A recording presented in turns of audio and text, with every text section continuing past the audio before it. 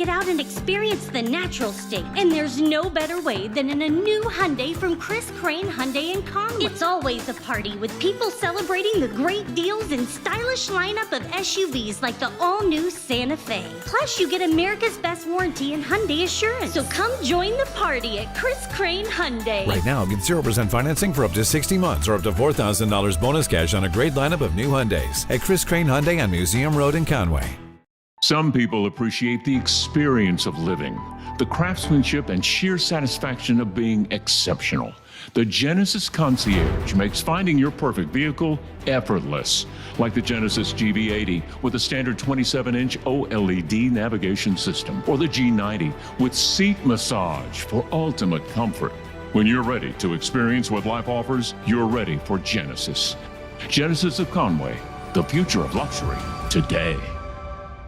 A properly graded field is not only important for player safety, but also the field's health, and no company in the state matches the exceptional service and dedication like our friends at Athletic Field Service of Arkansas in Sherwood. From servicing all types of natural grass athletic fields that includes aerating, top dressing, and phrase mowing to a variety of residential projects, Jeremy Rice and his crew have you covered. They also offer an extensive list of infield renovation services. Call Jeremy at 501-416-1218. That's 501-416-1218 for your free evaluation, and check them out on Facebook or see what they have to offer online by visiting afsofar.com. Athletic Field Service of Arkansas, we got the dirt on your infield. I didn't officially meet Kevin Miller until, I would say, the fall of 2020, sometime around October, November of that year, right after I had moved back home to Arkansas after spending 3 years in Texas. And this was around the time I moved back in March of 2020, right around the time when everybody thought the world was ending because of COVID. And, we're all just trying to figure out our own things to do while social distancing. And that's pretty much what I went back to doing, what I always do. And that is some sort of sports and sports coverage. And at that time, I was very, very green. I'm still fairly new, but was very green in the business, and really was just trying to form connections, was trying to just get to know coaches, all those different things. And I received a direct message from Kev on, again, it was sometime around October, November of 2020, and it was on Twitter. And it basically just said, hey, I do a lot of sports, and I had heard of him before, just kind of watching some video clips on social media and all those things. And he gave me his number and we hopped on a call. And I'll be honest, I was kind of a little bit confused because I'm like, why is this guy that I don't know? And I really, this is the first time I've ever talked to him in my life. Like, what is it why would he want to help me? Like, what business does he have doing that when he's trying to build his own brand and all these different things? And I quickly realized once we got off the call and once I continued to get to know him, that Kev had probably the biggest servant heart of anybody that I've ever met. He's up there with the best of them. And that's just meaning not only in sports, but just being a friend to somebody, whether that was at his job, of course, with his family that he loved so dearly. He was just a servant anywhere that he went. And he was a great encourager to me. And I can't tell you how many times that I felt like I was maybe fed up with this business. We deal with a lot of things and don't get paid very much for it. So I cannot tell you how many times I would give him a call and just really vent.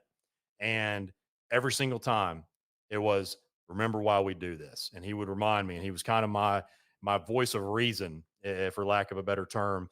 And really from that point on, we just continued to get stronger and stronger. And we did a lot of things together, also alongside many of the people that are involved in coordinating this event.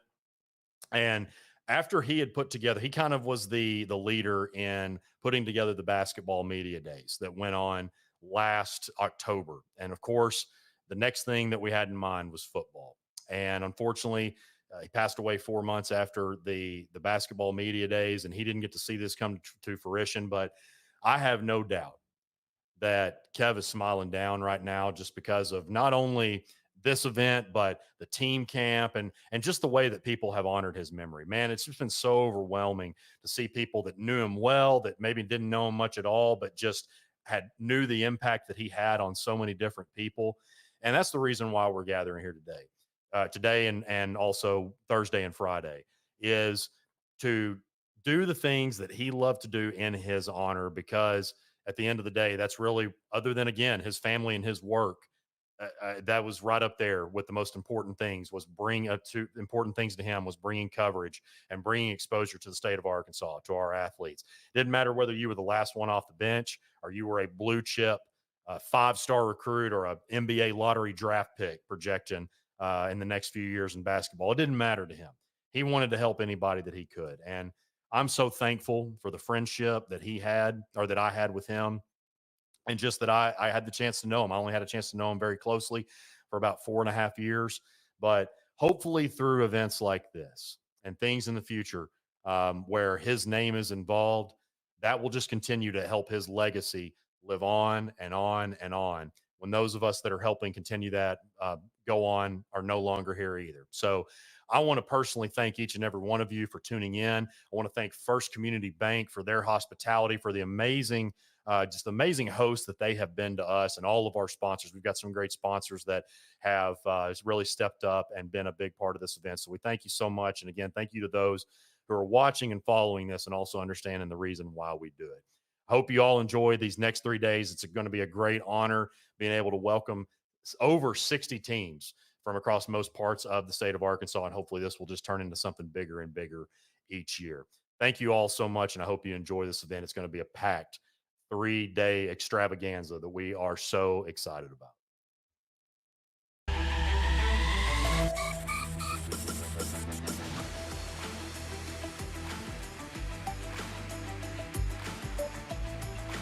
All right, good morning. Welcome to the third and final day of Big Miller Football Media Days presented by Chris Crane Hyundai and Genesis of Conway. We appreciate you joining us. We've had great reception, great feedback from the past couple of days, so we are excited to close it out today as we get closer to football season. But before we do that, I want to give a quick shout out to all the sponsors that make this happen. I definitely had to make sure and write it down because when you're old, you forget.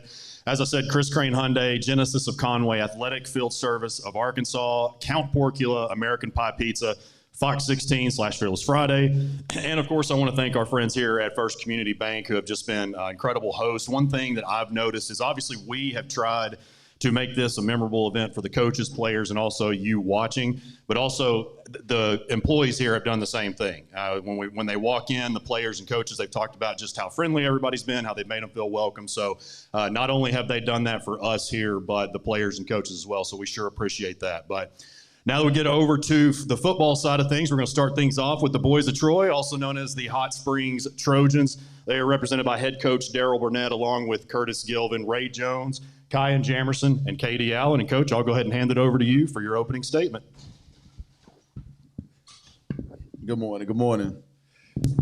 First of all, thanks for having us. I always tell people anytime you're able to speak about your team, your program, your coaches, it's always an honor.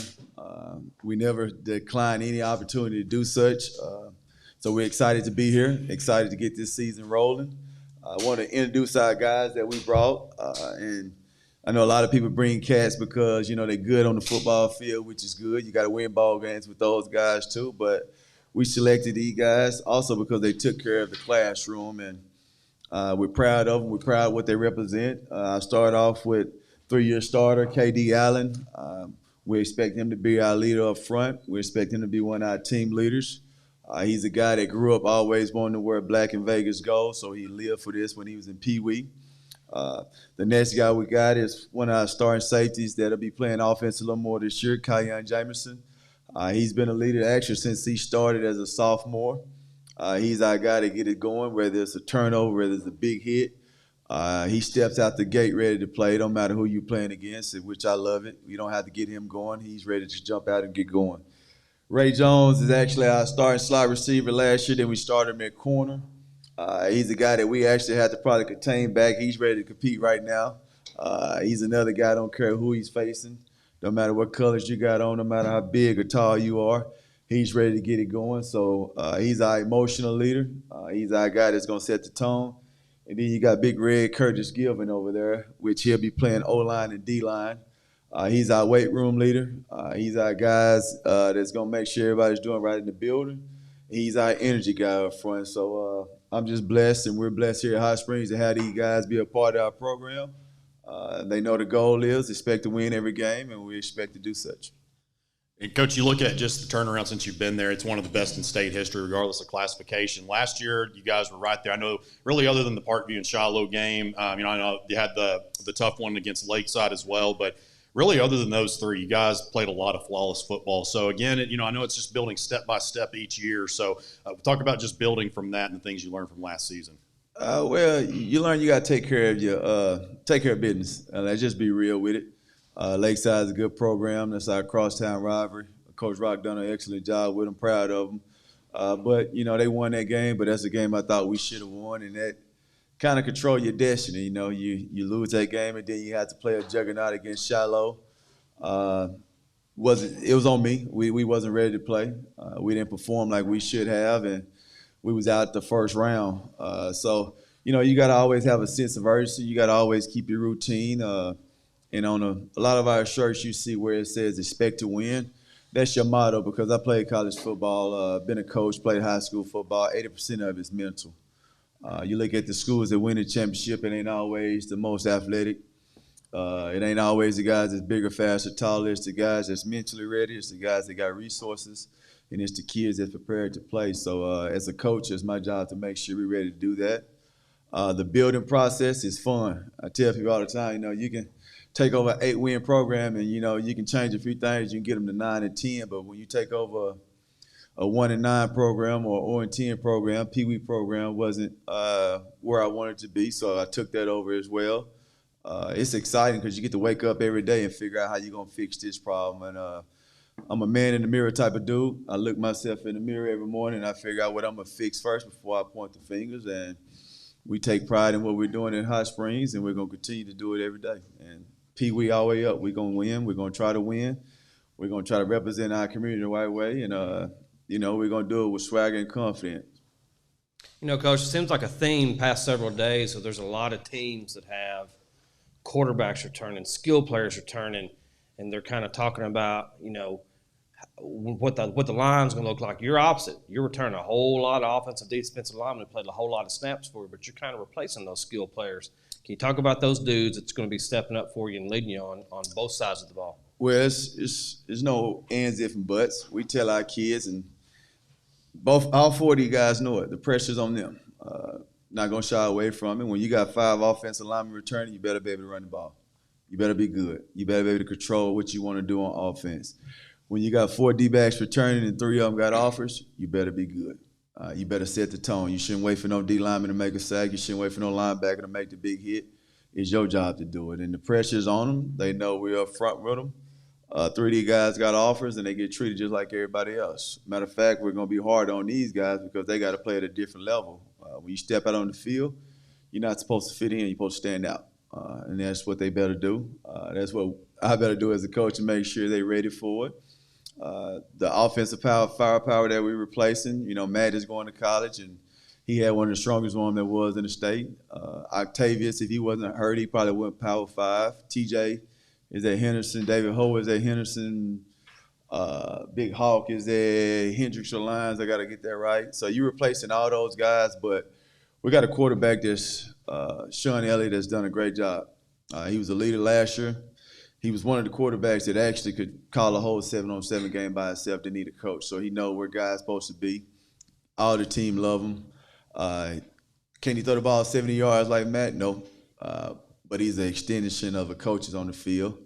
The running backs, all those guys are track guys. So instead of us throwing the deep ball, we're going to be able to hand the ball off to 11-5, 11-5, 11-7. That was a 9th grader that's 6'1", 220, and they can take it the distance.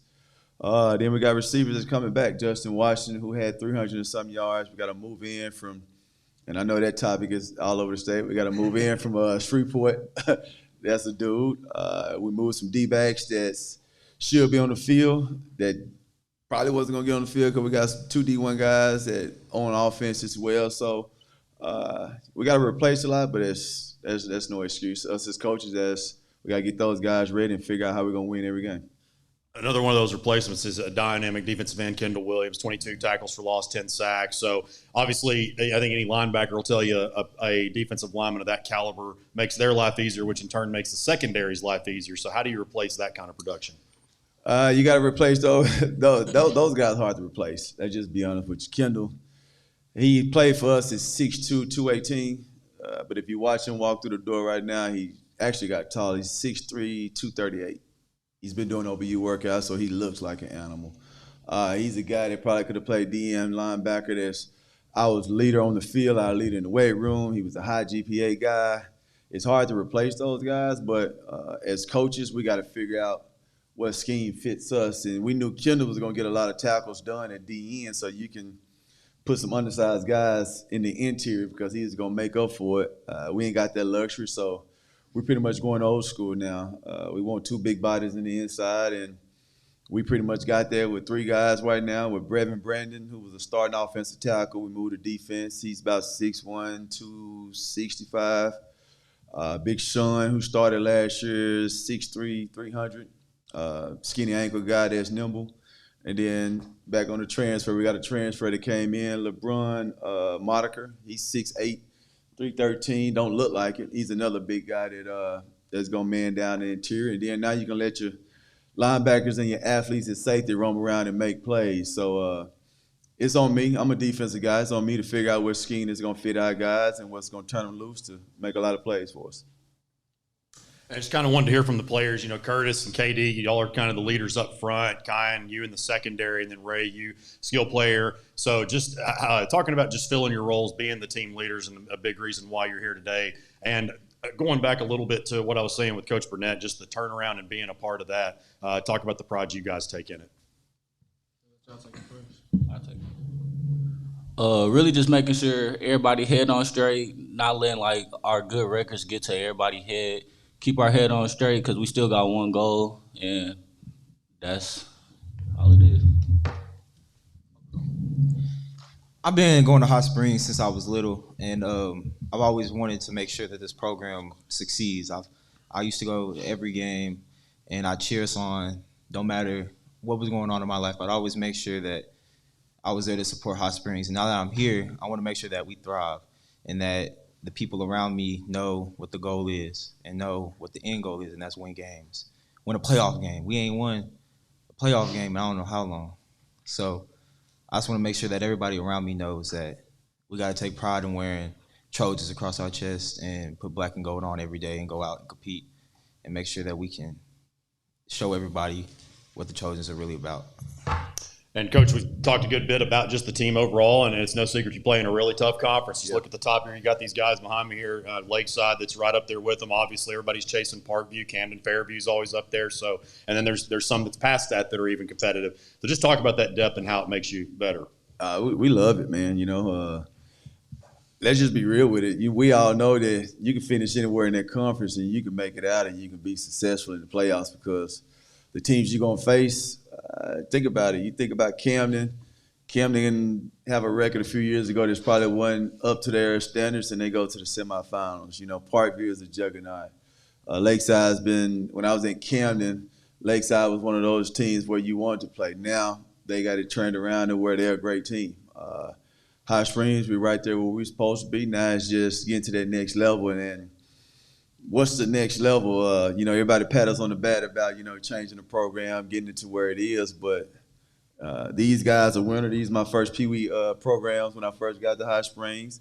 I'm a winner. Our coach is a winner. Our biggest thing is not only just getting out the first round, but, making a run. And that's kind of why we changed up our summer competition level. That's why we changed up our non-conference to make sure we're ready for the Lakeside's week 10, the Parkview's week 4 that's going to be on TV.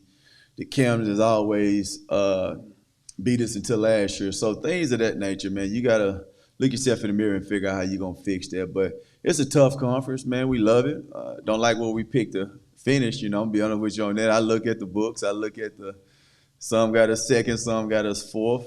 I ain't with all that. We want to finish one. So I look at that book. I still got it on my desk in my office where they got us finished, and we're going to wake up every day and make sure we don't. All right, guys. We appreciate you coming. Thank you.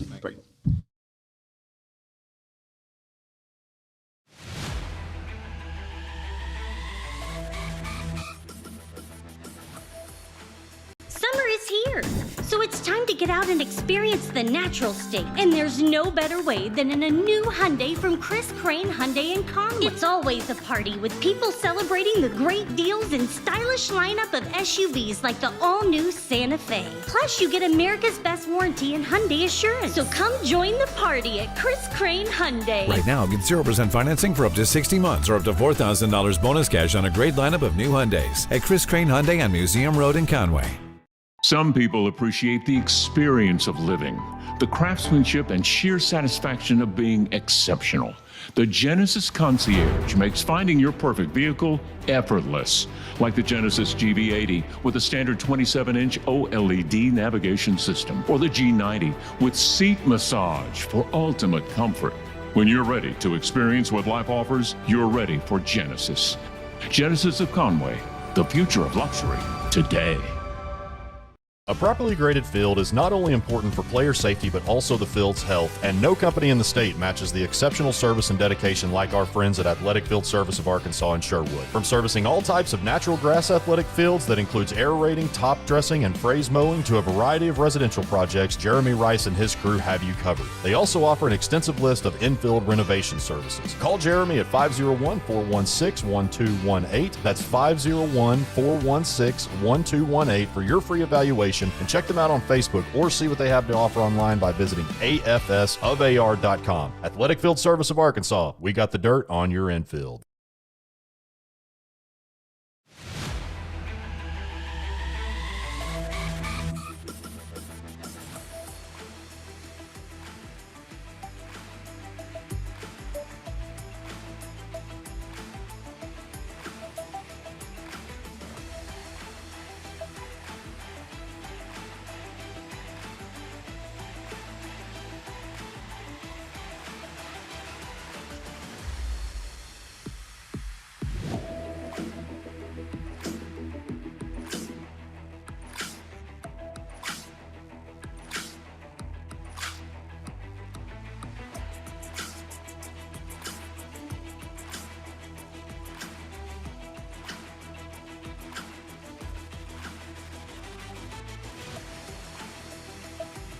All right, up next we got the Hot Springs Lakeside Rams. They are represented by head coach Garen Rockwell, along with Wally Walcott, Tucker Young, Grady Oman, and Ben Vincent. Coach, I'll go ahead and hand it over to you for the opening statement.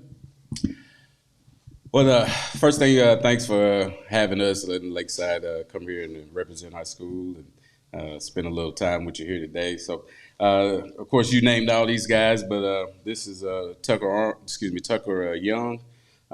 He's our left tackle, our quarterback, Wally Walcott, and then two-way guy right here, Grady Oman. He plays running back. He's also a linebacker. We don't know which one yet, inside or outside, but he's going to be playing a little defense too. And then we have, last but not least, Ben Vincent, one of our top receivers for the past 3 years. He played a lot of ball as a true sophomore. For us, did a lot of return stuff, deep snap for us too. So he does it all offensively. And let him tell it, he think he can play a little defense too. So he was a defensive end in junior high, believe it or not. So, but these are the four guys I brought here today. We're really excited at Lakeside right now.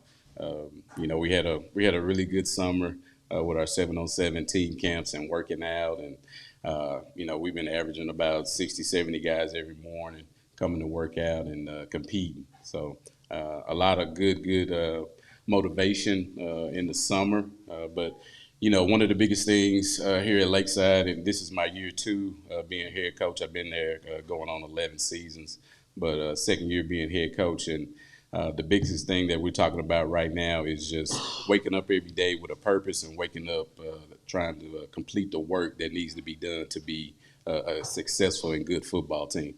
That's the only thing we try to focus on and concentrate at Lakeside is every day waking up and whatever task that we got to get done to be better than we were the day before. That's what we do. And so, had a really great season last year. But that was last year. That was 2023. It's 2024. It's a whole new season. We can either be really good or we can be really bad. And so, but if we don't come to work every day, we'll be really bad. If we come to work every day, we'll be really good. And as we talked about, and as you just mentioned, you guys had a great summer of the 7-on-7. And what's most impressive with that is just all the skill. It's a skill position game, and you replace pretty much all of those skill positions. You know, you've had guys like Wally step up and AJ, and just to name a couple. So just talk about how that's been. You know, as far as yes, they played against some really good guys last year and competed against them in practice, but just for them to be able to do that all summer long so consistently, what does that say? And you know, a lot of it is starting from last year, competing with those guys. You know, we had a really good receiving core last year, you know, with Skylar Purefoy and Kyler Wolf and those guys. And then, of course, we had Jacob Hermosillo at the quarterback position. He's really good. But, you know, these guys that are up here right now, you know, Grady got off a little bit towards the end of the season in the run game. You know, a lot of that had to do with him. But they sat back and they watched. And they learn and they talk to those guys every day. You know, he's on the iPad all the time, every time out. They in film session together, him and Jacob last year. He's soaking it up, learning it. And, you know, same thing, he's not here today, but AJ got one of the top receivers at the Shootout of the South. Same thing, sitting behind Kyler Wolf, jumping at the bit, you know, thinking that he should be the starter. But that's how you're supposed to be. You know, if you're not on the starting 11, and you want to be, you should feel like you are. And all those guys felt like that. And they sat back and they watched those guys be successful. And now they want a shot at it. They want to see if they're really that good. And I want to see if they're really that good, you know, because they competed against those guys. One of the things, if you can remember last year, we talked about the intensity in practice that we have. And we picked that up a lot.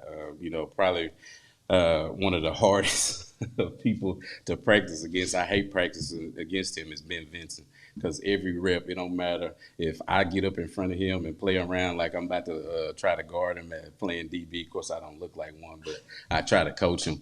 And he'll try to run me over and break my ankles. So the competition in practice, watching these guys last year, waiting for their turn, that's what makes it really exciting. Wally, I know you don't have just a ton of varsity snaps at quarterback, but tell us just how comfortable it makes you knowing that you get to lead your first varsity team, being behind guys like Tucker and the rest of the ones that are coming back. Yes, sir. My line this year, really big, feel real comfortable in the pocket. I can trust him, played with him my whole life, all my life a team. So I just have big guys like this, can block anybody for me. And then I got receivers. Catch anything, throw it over their head, they'll go get it. Bad throw, good throw. So feel good about it. And to follow up with that, Grady, you take handoffs from him, catch passes, and obviously, Ben, you catch passes from him. So talk about just the relationship that you guys have built through the years. Just from 7-on-7, Wally shows that he can make any pass. I can have a bad route, and he'll still put it where only I can get it. And just that ability just can set anything open. And like on our option plays where he gets to decide if he hands it off or not, I feel real comfortable that he'll make the right decision. And then, Coach, just talking. So the year before you took, last year was your first year. You guys won 2 ball games before that, and nothing against the previous coach or anything, but I know that there was it was obvious that there was a culture change needed. And so you being on this staff, how much did that kind of help you gauge a little bit once you got into the head coaching position? Just again being there already. Yeah, being there and being under Coach Jerry McBride, Coach. Great Arkansas high school football player. Of course, played at U of A. Great high school football coach. Now he's our assistant athletic director, so he's still, in my ear and telling me good stuff to do with the team. But the biggest thing about me and him being there together for so long and working together is, and getting into our youth program and all that is knowing the kids. So I knew what we had, in the cupboard, as they say. Everybody else didn't know, but I knew what we had. Of course, we had to go back out there and get the community behind us and get some of those guys back that had quit off the team. And that was my job coming in. I knew that going in, like I had to go get the team back together. And that's what I did. We went and talked and pulled, and I told the guys that were still on the team, like, go out and get the guys in the hallway, tell them to come back, tell them, we got work to do. And that's what they did. They did a really good job of rising to the occasion when the pressure was on, because it was a big, pressure gauge. Like, hey, you go from 2-7, then you keep the guy that was there on the 2-7 team. Are they really going to be that good? And so we wanted to go out and put out a good product, and that's what we did. And I wanted to ask you the same question. Excuse me. I asked Coach Burnett in the previous session. You guys play in, I mean, definitely the toughest league in Class 5A as of last year. Probably going to be that way again. So, like we just talked about, the turnaround. So, just playing that kind of competition every week, how does that help you guys? Being in the 5A South, of course, Coach Burnett's been in the 5A South before I was in there coaching at Camden, being DC. I mean, it's just tough, man. It's a tough conference. Camden's always good. Hot Springs is always good, no matter, people be talking about your records. I've been here 10, 11 years, man. It don't matter what the record is. We can both be 0-0. It's going to be a competitive, tough game for 4 quarters, no matter what year it is. Then, you got to think about Magnolia. Magnolia's always athletic, all right, big. You think about Hope. Hope, when I first got in the league, Hope was right there in the semis all the time, and Coach Turner's trying to bring that program back together, and he's doing a good job with that. And then you think about, Parkview coming in, dropping down from 6A, coming to the conference, very competitive, well coached by Coach the Boldens there. They do a really good job getting those guys prepared. And so way we take it is, we take it 1 week at a time, 1 game at a time, and just keep getting better, in some type of aspect, keep getting better, be it winning or being it that we got better on offense, defense, and special teams. And if you keep doing that, something successful is going to happen. Tucker, you're not going to get out of here without talking. I think you thought you probably would. No, but just we've been asking a lot about the skill guys. Obviously you're already a highly recruited player. So, obviously when one teammate gets looked at, then the rest of them are, and you guys obviously produce. So, just talk about the pride that you take as far as being that protector, for lack of a better word, for the rest of the skill guys. Well, I think that there's multiple players on our team that have the ability to play high-level college ball. So I think that my offer will benefit towards that in their future, and I just feel like that it's a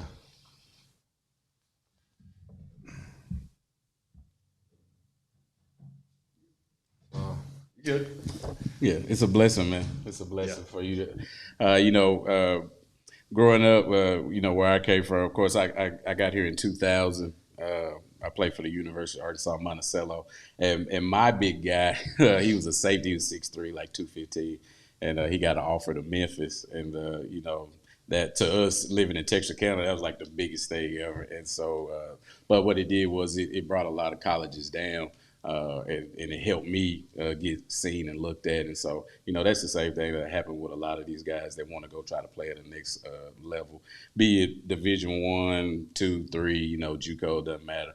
As long as you're playing good football and working hard, the scouts and the people are going to come and look at you, be it whatever level that you have the ability to play on. Tucker got that offer from Arkansas, Coach Pittman. It's just a blessing. But he put the work in. If you look at our stats, those first 3 games, even though we went 2-1 with those first 3 games, we really wasn't running the ball that well. And he hurt his ankle in fall practice. Knock on wood, hopefully that doesn't happen this fall. And he got his ankle rolled up on. And when we came back and played Camden, that was his first varsity game. And so we were able to run the ball effectively throughout the conference, getting him back and getting him healthy. So, the most important thing for us, besides working hard and coming to work every day, is trying to keep everybody healthy.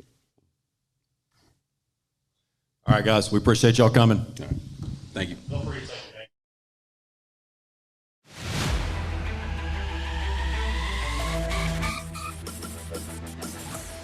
Summer is here, so it's time to get out and experience the natural state. And there's no better way than in a new Hyundai from Chris Crane Hyundai in Conway. It's always a party with people celebrating the great deals and stylish lineup of SUVs like the all-new Santa Fe. Plus, you get America's best warranty and Hyundai Assurance. So come join the party at Chris Crane Hyundai. Right now, get 0% financing for up to 60 months or up to $4,000 bonus cash on a great lineup of new Hyundais at Chris Crane Hyundai on Museum Road in Conway.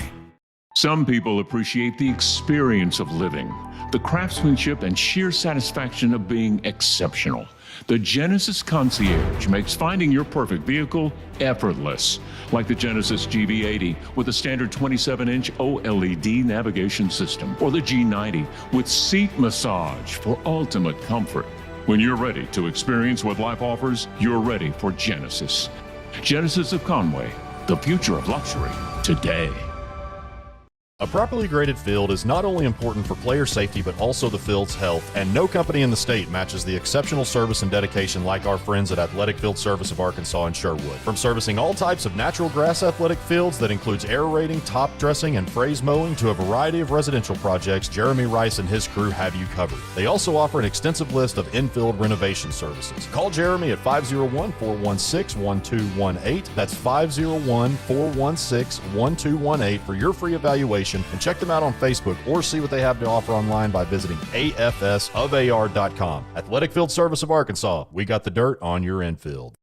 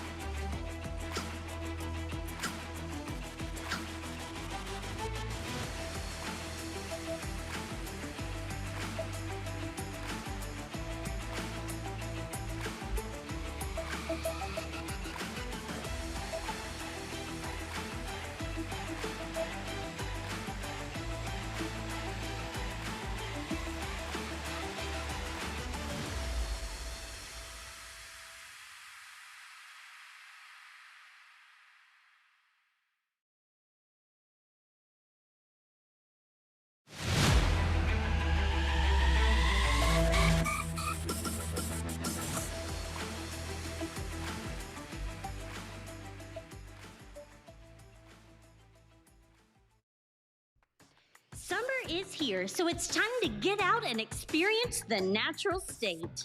Hiking, swimming, chasing fireflies, and summer road trips. There's no better way to live your best life than in a new Hyundai from Chris Crane Hyundai in Conway. It's a celebration. It's always a party with people celebrating the great deals and stylish lineup of SUVs like Tucson, Palisade, and the all-new Santa Fe. Plus, you get America's Best Warranty and Hyundai Assurance. This lineup is packed with the latest technology and IHS top safety picks. So what are you waiting on? Come join the party at Chris Crane Hyundai, Museum Road in Conway. Right now, get 0% financing for up to 60 months or up to $4,000 bonus cash on a great lineup of new Hyundais at Chris Crane Hyundai on Museum Road in Conway and online at chriscranehyundai.com. WACC dealer for details.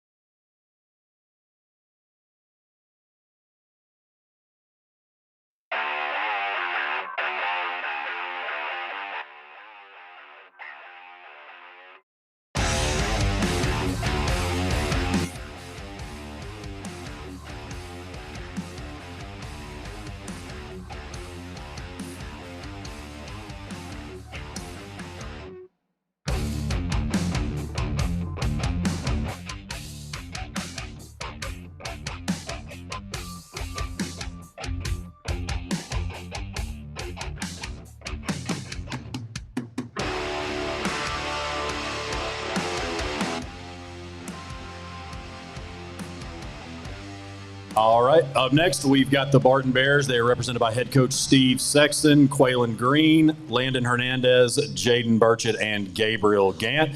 Coach, I will go ahead and hand it over to you for your opening statement. Yeah, we just want to appreciate all the sponsors that got this thing rolling. Thank you guys for having us to represent Barton. Just get started talking about our guys. We got senior Landon Hernandez, plays defensive back, tight end, receiver. Quaylen Green, he is a junior receiver, also outside linebacker, possibly some safety. Jaden Burchett, also a tweener guy that may play some safety, may play some outside backer, and our tailback. And then we got Gabe, our left tackle, and he'll play inside and outside on the defensive line. Starting when I got there last year, we had a lot of challenges trying to get, everybody together real quick, get spring ball set up. We had a lot of leadership because we had 14 seniors. When you lose 14 seniors, you got to figure out who you are real fast. On a team that had about 30 kids, we returned about half that. And if you go to the stats from last year, we lose our top 4 leading tacklers, almost all of our run game, a lot of our receiving game. We returned Quaylen, who had a really productive year as a sophomore. We bring in a quarterback that is a sophomore as well. He's had a pretty good 7-on-7. Didn't throw, I think he threw one pick all 7-on-7, and we had a bunch of dudes contribute in 7-on-7, scored a lot of touchdowns. Barton traditionally is a power run team. They want to run the ball. That may not be who we are. We were trying to figure out who we are going into the summer, spring ball and those things. We've kind of figured out we can throw the ball a little bit. That doesn't mean we can't run the ball. We do have a lot of young talent, so I expect us to come in and be able to put some points up on the board. I don't think our guys are intimidated by anybody on the roster or on the schedule. We've got a pretty tough schedule with our conference. You got Rison, Fordyce, Dumas, McGee, those guys. A lot of state championships in that conference. So, we're looking forward to the challenge. We just ready to go get this thing started and play some football this year. And Coach, you guys were on a 3-game win streak last year, and then it ended on a 3-game losing streak. So just kind of talk about some things that went wrong there at the end, and how do you prevent those from happening again? Well, one of the things, we did get that momentum rolling, and, we were playing Drew Central. We're up 40-something points, have a kid, get ejected. That carried over into the Rison game. I told our guys all summer, Rison's going to be one that I circle because traditionally Barton has trouble with Rison. So, we were trying to focus on that game. But then their schedule, they had lost, a lot of ball games up to that point. And our kids, they felt like, that record versus our record, we're going to be pretty good. they felt like they had a good chance in that game. And just, everything that could go wrong went wrong that game. And, once you start that ball rolling of mistakes and not playing quality football, that thing starts to build. We played Camden Harmony Grove real tough at the end. They were the 1 seed. We were 1 play away from being up 21 coming out of half. So, we convert that play. We walk into the end zone. He's wide open. We go up 21 against the 1 seed, and we're setting ourselves up for a really good playoff run based on seeding. But, we didn't capitalize on that. Got our head down a little bit because they came back and beat us, in the last couple minutes. But, that was a real tough loss. And then, you take that loss and you go into Charleston. We all know who Charleston is and what they do and how well they are coached. So, you got to come in playing your best ball when you go to a place like Charleston. And we just, we didn't follow up that letdown at Camden Harmony Grove with a good week. It's just tough to go all the way up there and play a really good football team. Coach, I asked you the same question. I talked with Coach Burnett in Hot Springs this morning. Seems like the past couple of days, the themes were most of the teams were bringing back their quarterback and bringing back all their skill positions and having to rebuild their offensive line. Tradition of Barton is big, solid offensive lineman. It appears you've got a really good, big, experienced offensive line coming back. How comfortable does that make you as a head coach knowing that you got your dudes up front already in place? Last year we were just the opposite. We were super loaded at skill positions. We had all kinds of guys that could score the ball, and we were young up front. And we were, a little green, but our offensive line coach and those guys, they went to work. And this year I really feel like the heartbeat of our team is our big line. We got a lot of experience coming back now. I think we're returning both tackles, the center. And, we're putting some guards in there, but the guys that we're putting in there, they're going to be ready to play ball. So the line's definitely going to be a comfort spot for us this year. Talk a little bit of defense. I know other than those last 3 games that I'd mentioned, for the most part, you guys played pretty well on that side of the ball all year. So, obviously, you got to stop people to win football games. So, talk about that side, how it's progressed. So, defensively, we lost those top 5 tacklers. I mean, that's your heartbeat right there. When you lose all these guys that had – we lose a 100-tackle guy, Braylon Harvey. We send a guy to Tahlequah at Division II football that was, middle safety of the field, really picked up a lot of slack when things were down. He made a lot of plays. So we're going to be, a lot more young up front on defense and our linebackers. The safeties and the corners are mostly returning players, so the secondary will be our strong suit in defense. We got a lot to learn up front and at our linebackers, but I think we're doing pretty good as progressing this summer. We had some young guys step up at linebacker who's played really well this summer, so I think we'll be all right on defense. And going into your second year, you obviously know about the pageantry of Barton and, of course, Frank McClellan, the winningest coach in state history, but you married into the Pryor family. Obviously, that's a very popular name around those parts. Had some many that own that name that had a very productive career. So when you first got the job, when you heard that you were going to be the next head coach, what kind of pride did you take in that? Well, this isn't one I talk about very often. We were headed to a baseball game at Newport when I was at Quitman when I got the call, and just it's a pinch yourself moment. Am I really fixing to be the head football coach at Barton? All kinds of state championships, all kinds of legacies around there. And the second I walk on campus, it's just like, man, this is as good as it gets. 3A facilities in Eastern Arkansas, you're not going to touch it over there. We've got great facilities, but that's all because of who Frank McClellan was and what the Barton Bears were. A lot of community support around there. We've always got athletes. We've always got big linemen. So, coming to Barton, it can be tough because you're going to get that question a lot of, how do you follow up coming to Barton where Frank McClellan, did all this wonderful stuff. And when you walk in the gate, you see this big bear, big statue, and it's got Frank McClellan all the way around it, So you can't avoid it. You just have to embrace it. So, we try to talk about building the tradition, carrying it on, getting it fired back up.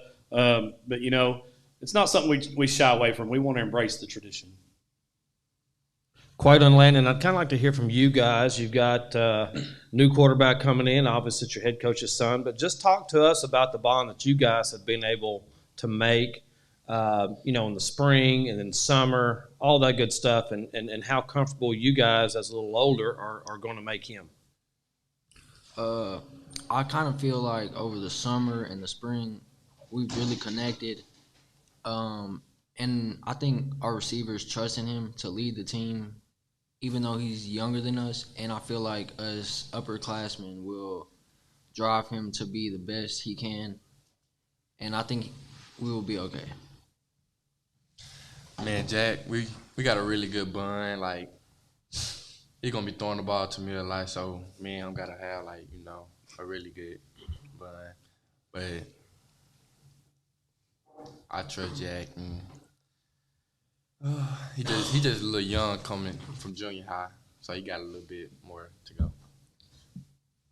For any of the players who want to take a shot at it, I mean, we've already heard from Coach kind of, you know, the legacy of this program and taking that spot. But I mean, for you guys, I'm sure growing up, you hear all the stories of the legacy of this program and all the things they have accomplished.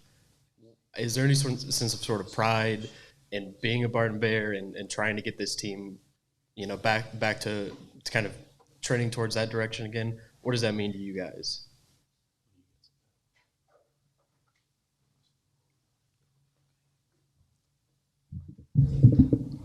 I think it means, like, each year we get better and better. But, like, at the start, it's like we're coming behind something that's, like, not as good as it used to be. But it's like we're trying to get better at what we're doing. And I think I'm trying to improve my teammates better to be around me and making sure we're getting extra work in after every practice. Yeah, I think that Gabe and Quaylen and Landon and all of us, we have, like, the skill set to do that.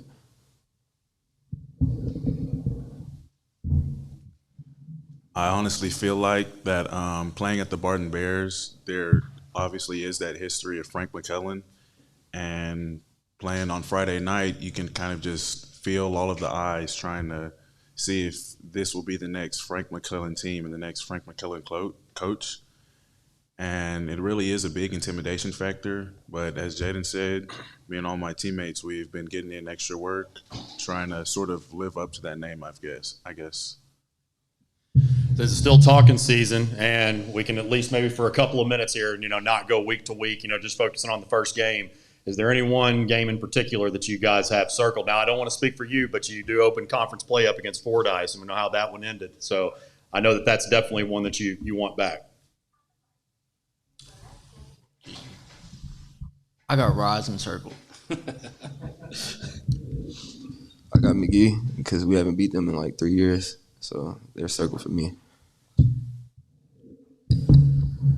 Personally, I still have Fordyce and Rison because those were both heartbreaker games. I got McGee. You know, a lot of the, you know, traditional rivalries that Barton had back in the day, you know, with the Carlisles and the Risons and all those guys, they played all the time. You know, our schedule with that lineup, you better come to work every week, because if you don't, somebody in that conference will beat you real fast. So, you know, our non-conference schedule kind of builds into that Fordyce game. Leading up to that, we really want to be 3-0 walking into that monster down at Fordyce, because we know it's going to be tough when we show up there. I know you guys mentioned there, a couple heartbreakers last year, few, you know, single-digit losses that, you know, those go the other way. Who knows what happens? I guess for the players, how close do you guys feel to kind of breaking through 500 and really having that special season with it as close as you were last season coming into this one?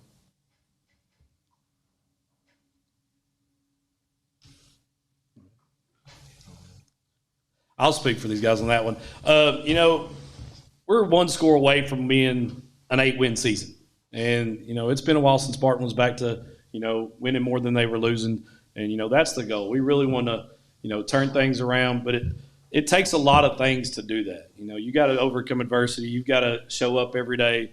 And, you know, living in the Delta, it's a tough place. These kids have to overcome a lot of circumstance to be able to, you know, just get to practice.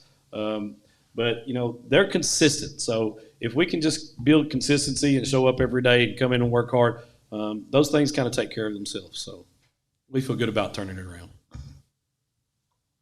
Okay, guys, we appreciate y'all making the trip. Thank you, guys. Summer is here, so it's time to get get out and experience the natural state. And there's no better way than in a new Hyundai from Chris Crane Hyundai in Conway. It's always a party with people celebrating the great deals and stylish lineup of SUVs like the all-new Santa Fe. Plus, you get America's best warranty and Hyundai assurance. So come join the party at Chris Crane Hyundai. Right now, get 0% financing for up to 60 months or up to $4,000 bonus cash on a great lineup of new Hyundais at Chris Crane Hyundai on Museum Road in Conway. Some people appreciate the experience of living, the craftsmanship and sheer satisfaction of being exceptional. The Genesis Concierge makes finding your perfect vehicle effortless, like the Genesis GV80 with standard 27-inch OLED navigation, or the G90 with seat massage for ultimate comfort. When you're ready to experience what life offers, you're ready for Genesis. Genesis of Conway, the future of luxury today. A properly graded field is not only important for player safety, but also the field's health, and no company in the state matches the exceptional service and dedication like our friends at Athletic Field Service of Arkansas in Sherwood. From servicing all types of natural grass athletic fields that includes aerating, top dressing, and phrase mowing to a variety of residential projects, Jeremy Rice and his crew have you covered. They also offer an extensive list of infield renovation services. Call Jeremy at 501-416-1218. That's 501-416-1218 for your free evaluation. And check them out on Facebook or see what they have to offer online by visiting afsofar.com. Athletic Field Service of Arkansas, we got the dirt on your infield.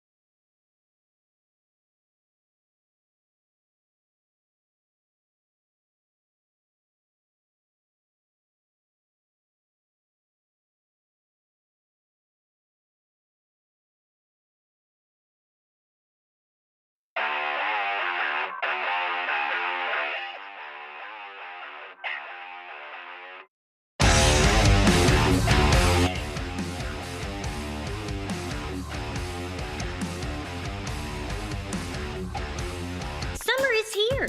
So it's time to get out and experience the natural state. And there's no better way than in a new Hyundai from Chris Crane Hyundai in Conway. It's always a party with people celebrating the great deals and stylish lineup of SUVs like the all-new Santa Fe. Plus, you get America's best warranty and Hyundai assurance. So come join the party at Chris Crane Hyundai. Right now, get 0% financing for up to 60 months or up to $4,000 bonus cash on a great lineup of new Hyundais at Chris Crane Hyundai on Museum Road in Conway. Some people appreciate the experience of living, the craftsmanship and sheer satisfaction of being exceptional.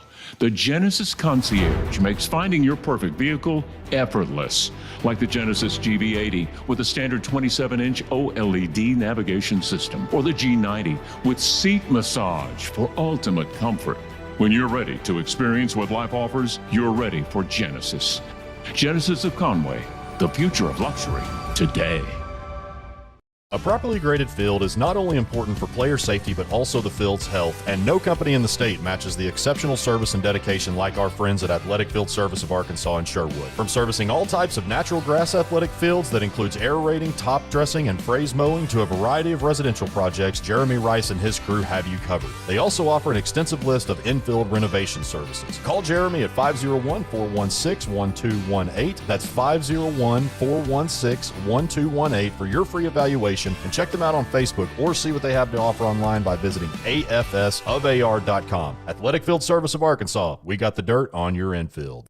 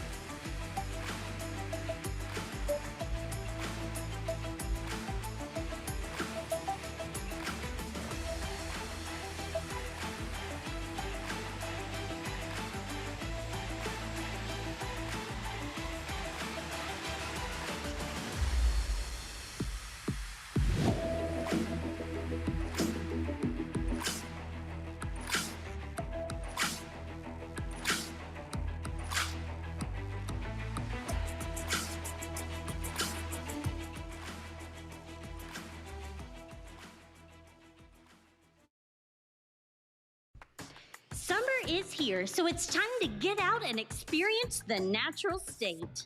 Hiking, swimming, chasing fireflies, and summer road trips.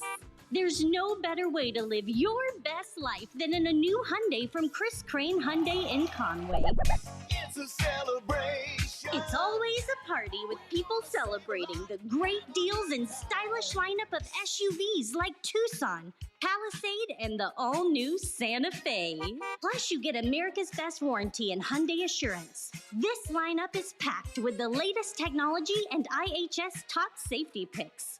So what are you waiting on? Come join the party at Chris Crane Hyundai, Museum Road in Conway. Right now, get 0% financing for up to 60 months or up to $4,000 bonus cash on a great lineup of new Hyundais at Chris Crane Hyundai on Museum Road in Conway and online at chriscranehyundai.com. WACC dealer for details.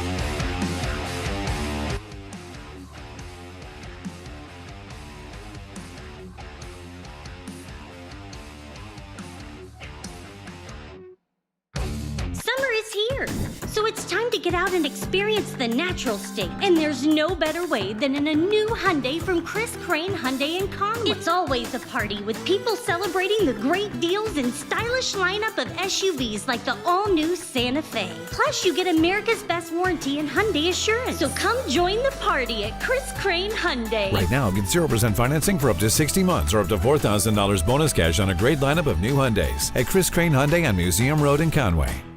Some people appreciate the experience of living, the craftsmanship and sheer satisfaction of being exceptional.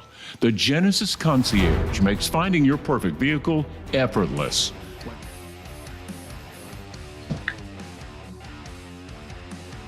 All right, up next, we got the BB Badgers. They're represented by head coach Justin Bigham, Mason Harbin, Caleb O'Neill, Brenton Brasfield, and Jackson Edwards. Coach, I will go ahead and hand it over to you for your opening statement. Yeah, so first of all, thank y'all for having us today. This is a really nice production.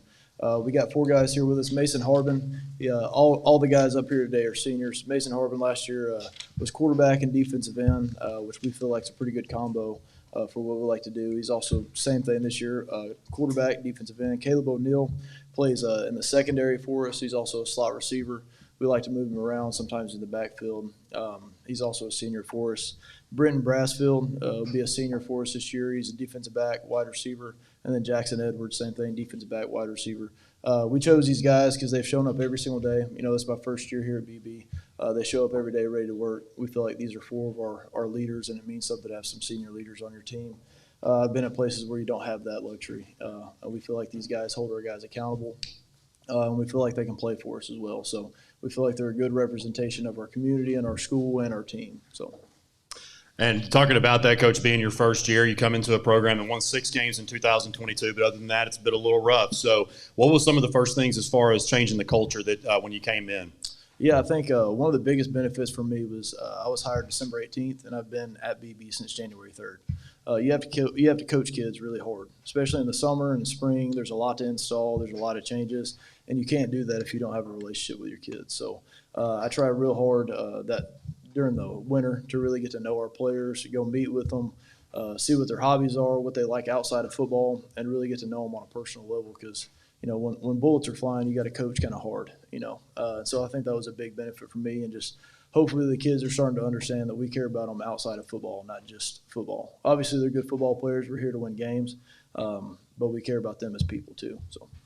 And overall, you've got 9 returning starters. So just kind of talk. I mean, I know you got these guys here, and you can say a few words about them. Just some other ones to look out for the Badgers this year. So they did graduate quite a bit. You know, they graduated a lot on defense. We feel like these 4 are obviously leaders for us on both sides of the ball.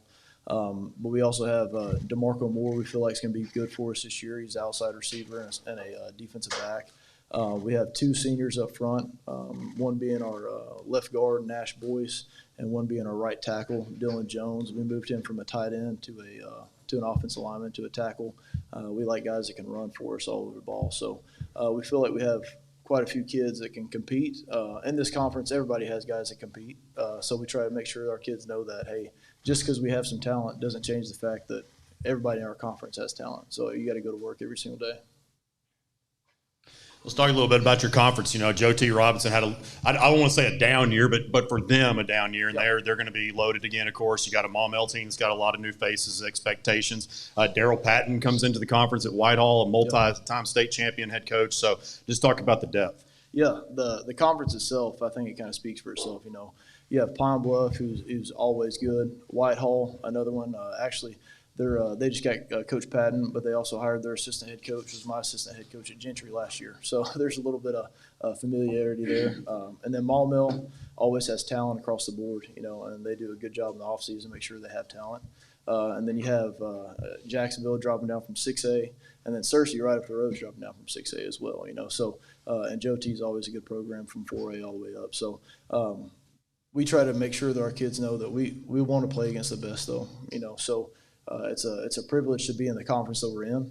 You don't want to be the best in the worst conference. You want to be the best in the best conference. So we feel like if anybody in our conference makes it to the playoffs, you got a chance. So. I'm going to direct this question initially first to Jackson, but I'd like to hear from kind of all 4 of you guys. Jackson, you got that C on your jersey. That carries a lot of respect. There's a reason that, you know, that you have that there.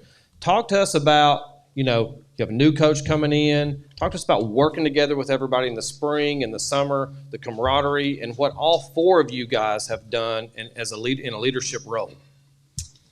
Oh, well, yes, sir. I mean, we just like to every day show up and put in work and come together as a team to do that. It's not about a bunch of individuals. It's about having the best 11 players on the field at all times. And so we got to like to come together and work hard each and every day.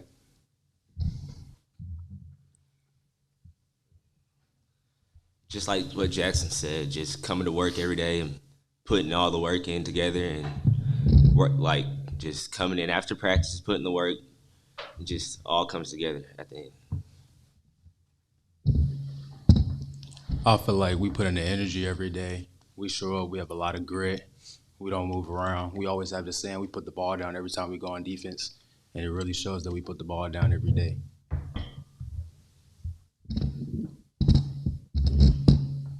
With this new coach, I feel like it's going to bring a lot more opportunity. Last year, I feel like we weren't exactly where we wanted to be.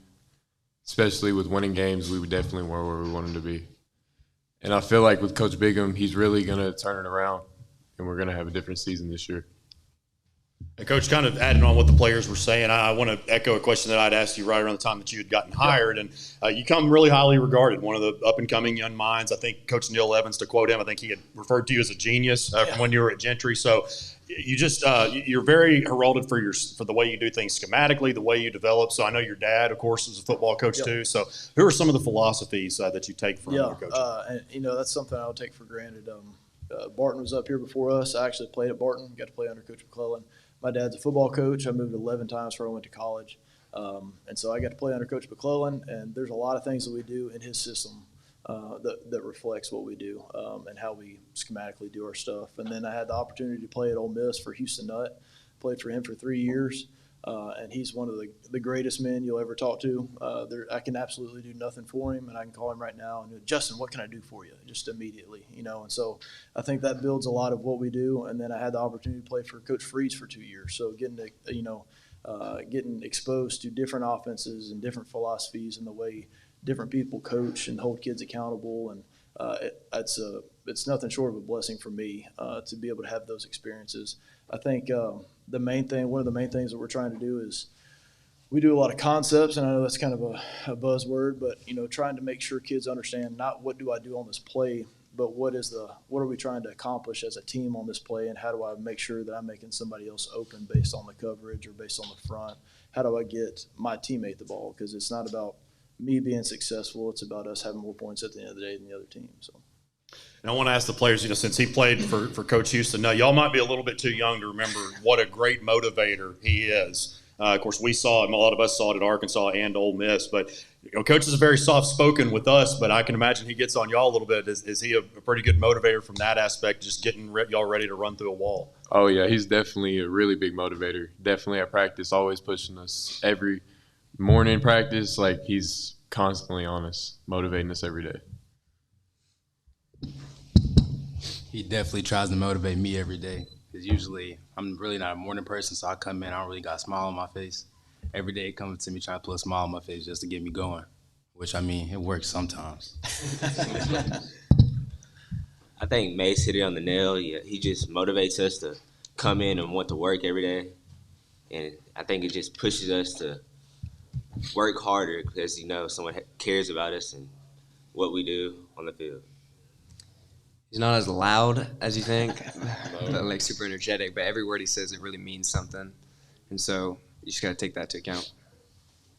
And I always preface this by saying, with respect to taking things week by week, but now that we're in talking season still, at least for a little bit longer, is there any kind of game or two that you guys might have circled on the calendar that you want to get back from last year? Get back from last year? Yeah, or just one that you're looking forward to in general. Definitely the Maumelle game from last year. I want to get back from that one. But the game that I think we're looking forward to is Searcy.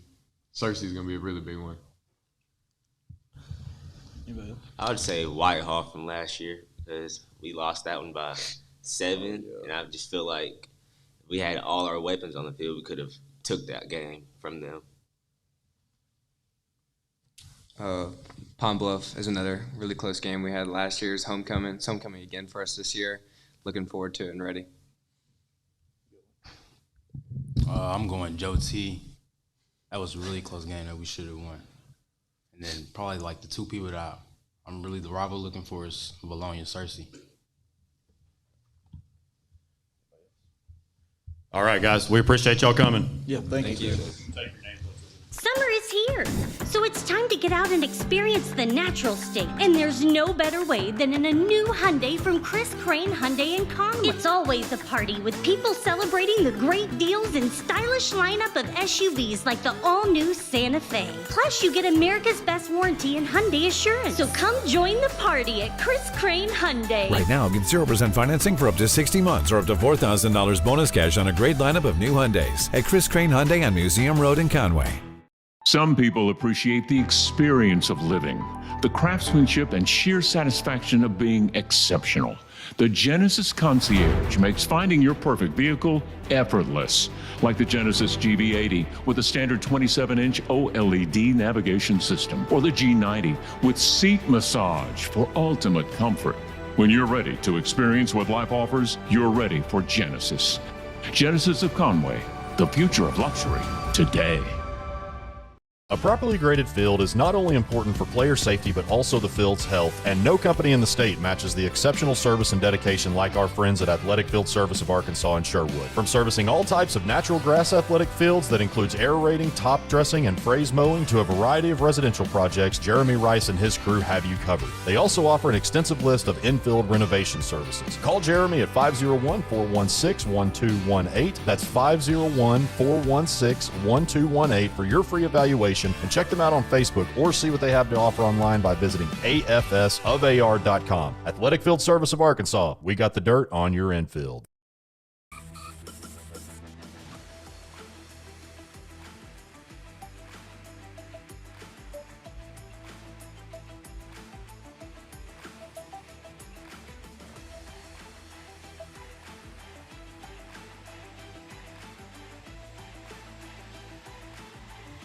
All right, up next, we've got the Sheridan Yellowjackets. They are represented by head coach Kevin Kelly, along with Seth Thurman, Dax McMillan, Jace Bradshaw, and Braxton Fox. Coach, I'll go ahead and pass it to you for the opening statement. I didn't know I was supposed to have an opening statement. Nervous? No. I really didn't know I was supposed to have an opening statement. I didn't know how this was going to go. That's poor research on my part.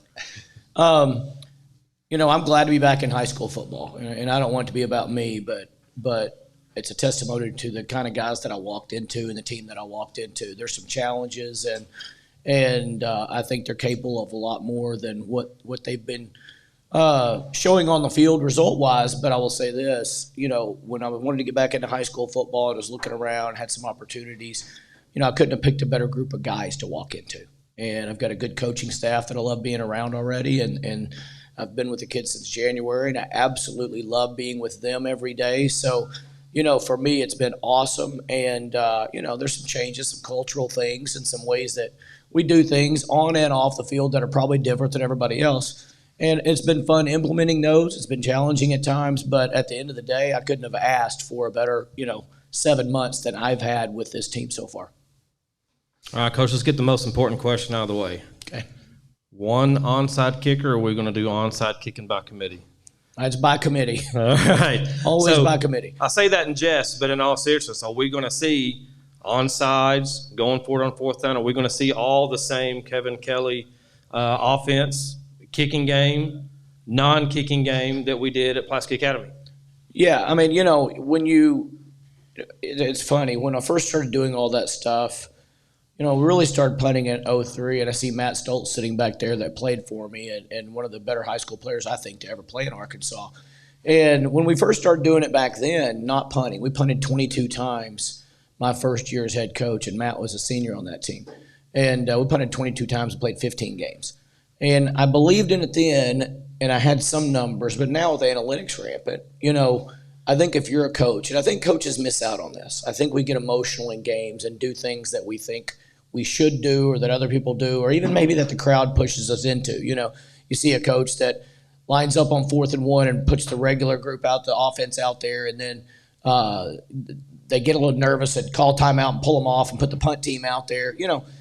I don't do that. I make those decisions before we go into the game. So emotion's not bias. I try to bias it on numbers rather than emotion or the crowd or even the players. And so we're going to do those things because I believe in those things. And we're going to do those things because I think they give you the best opportunity to win games. And so as long as that's my belief and it's based on numbers and not just the way I feel about things, then we'll always, I'll always coach that way. And the hard part, though, is getting our team to understand and believe in it. If they believe in it, they always play a little better because there's a lack of hesitancy. When you believe in something, you do it better. And if they believe in it, and it's my job to sell it to them, if they believe in it, we're going to be better. And so, yeah, we'll always do it that way as long as I believe in it. Now, if somehow an anomaly happens and I see information that shows me differently, then, we'll change. But I'm going to try to do it what gives us the best numerical chance to win the game. Coach, first off, happy belated birthday. Also wanted to mention, I know you wanted me to mention that, but I wanted to ask you, about a little over 2 decades ago is when you were the OC, you took over Pulaski Academy. Makes me sound really old.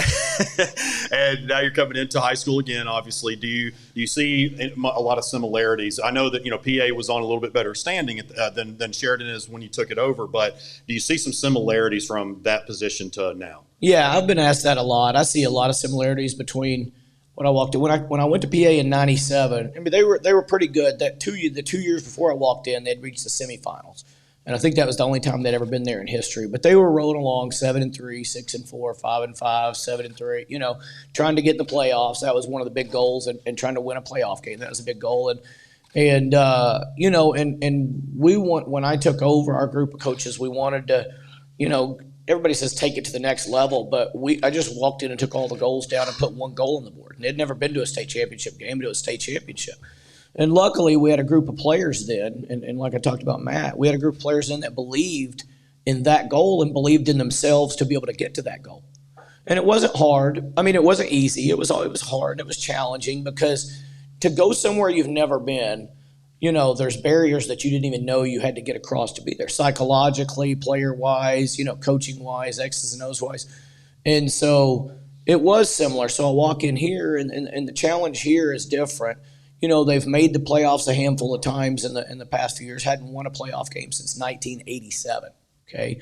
And that's when I graduated high school. And you mentioned 2 decades of coaching. It's been closer to 3. And you mentioned my birthday. I'm double nickel. I'm 55. And so you look back, and I was in high school the last time they won a playoff game. Now, that's neither here nor there on these guys because these guys weren't part of it. But it does influence them because even some of their parents haven't seen a playoff win. So when they go home every day, and when I went and got introduced at Sheridan, and this isn't a bad thing. It's just you believe in what you've seen and what you've been around.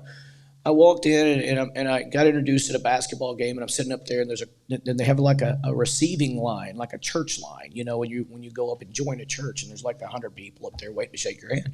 And they all walked up to me, and the comment I got was, "Coach, so glad you're here, but we can't win a playoff game here. Coach, so glad you're here, we can't win here." And so what the hard part is, I'm trying to get the people in the town to not say that out loud where their kids can hear. Because if they hear it over and over, you tend to believe what you hear. I mean, look at politics. Whichever side says whatever, they're just trying to say it over and over until everybody believes it, and half the time they're both lying. Well, I don't want them to hear those things. I want them to hear we can win. Here's what we have to do. We're going to win. Here's what we're going to have to do.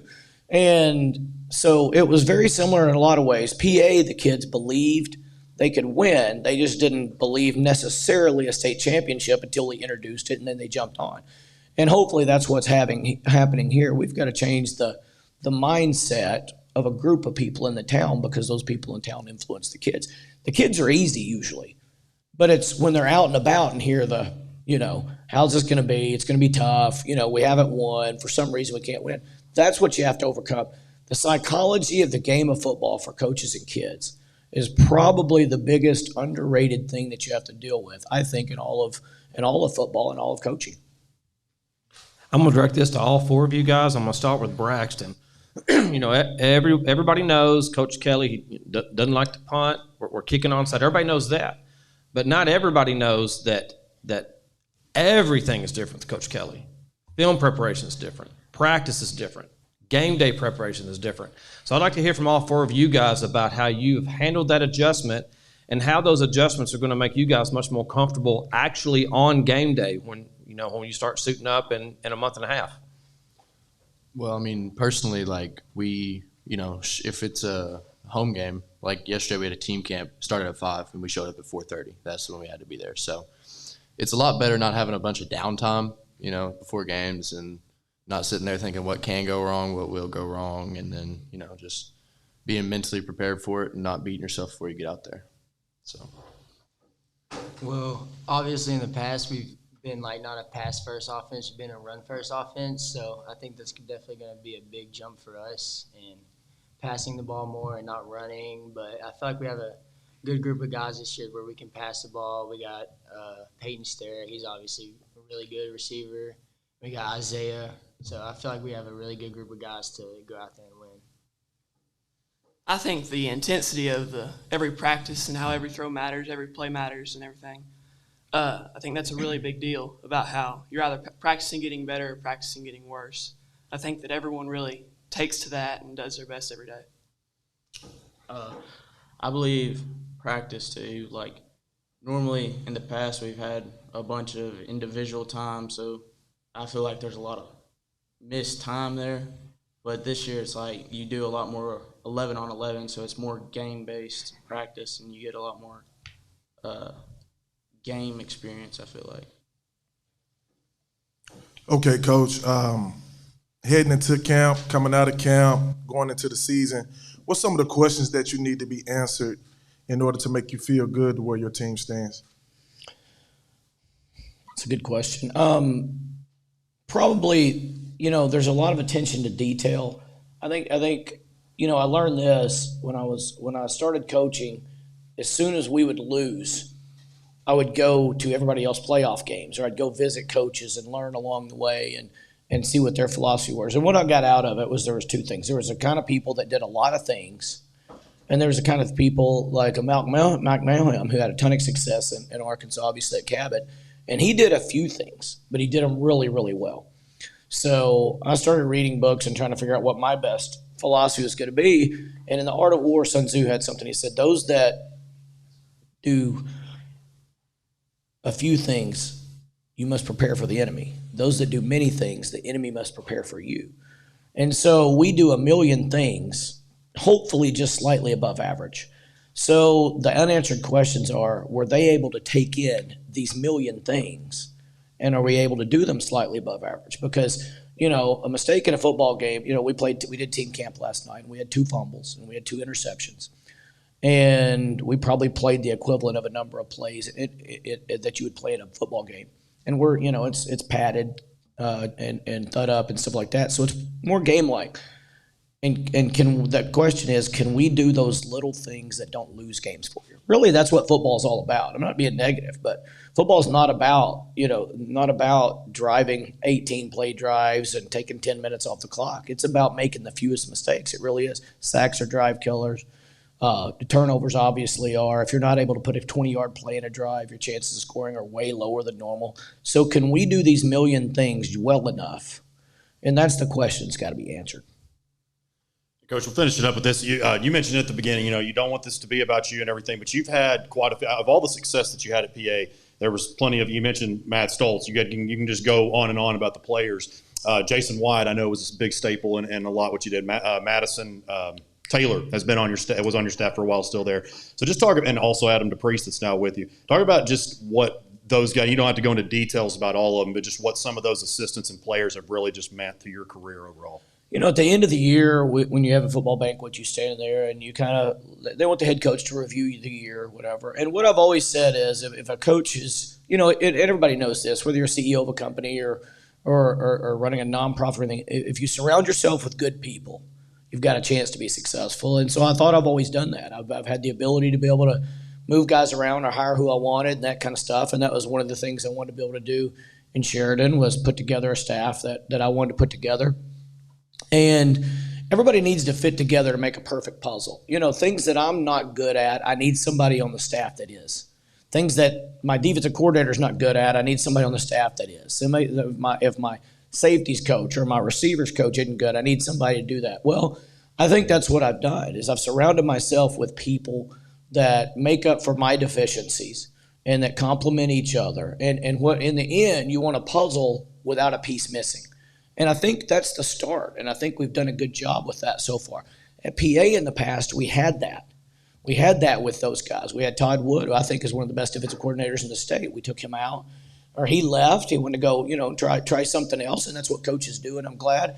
And then I got Madison Taylor, put him in there as a young guy. And then, at first there was a little hole, but then he grew into that space and fit it nicely. And Coach Wyatt, and from a football standpoint, there's one thing, but I think you've got to have some discipline guys. Coach Wyatt and I served in that. Anthony Lucas was bringing people up, and you've got to have all sides. So you want a staff that the puzzles fit, and then they've got to learn how to fit the players.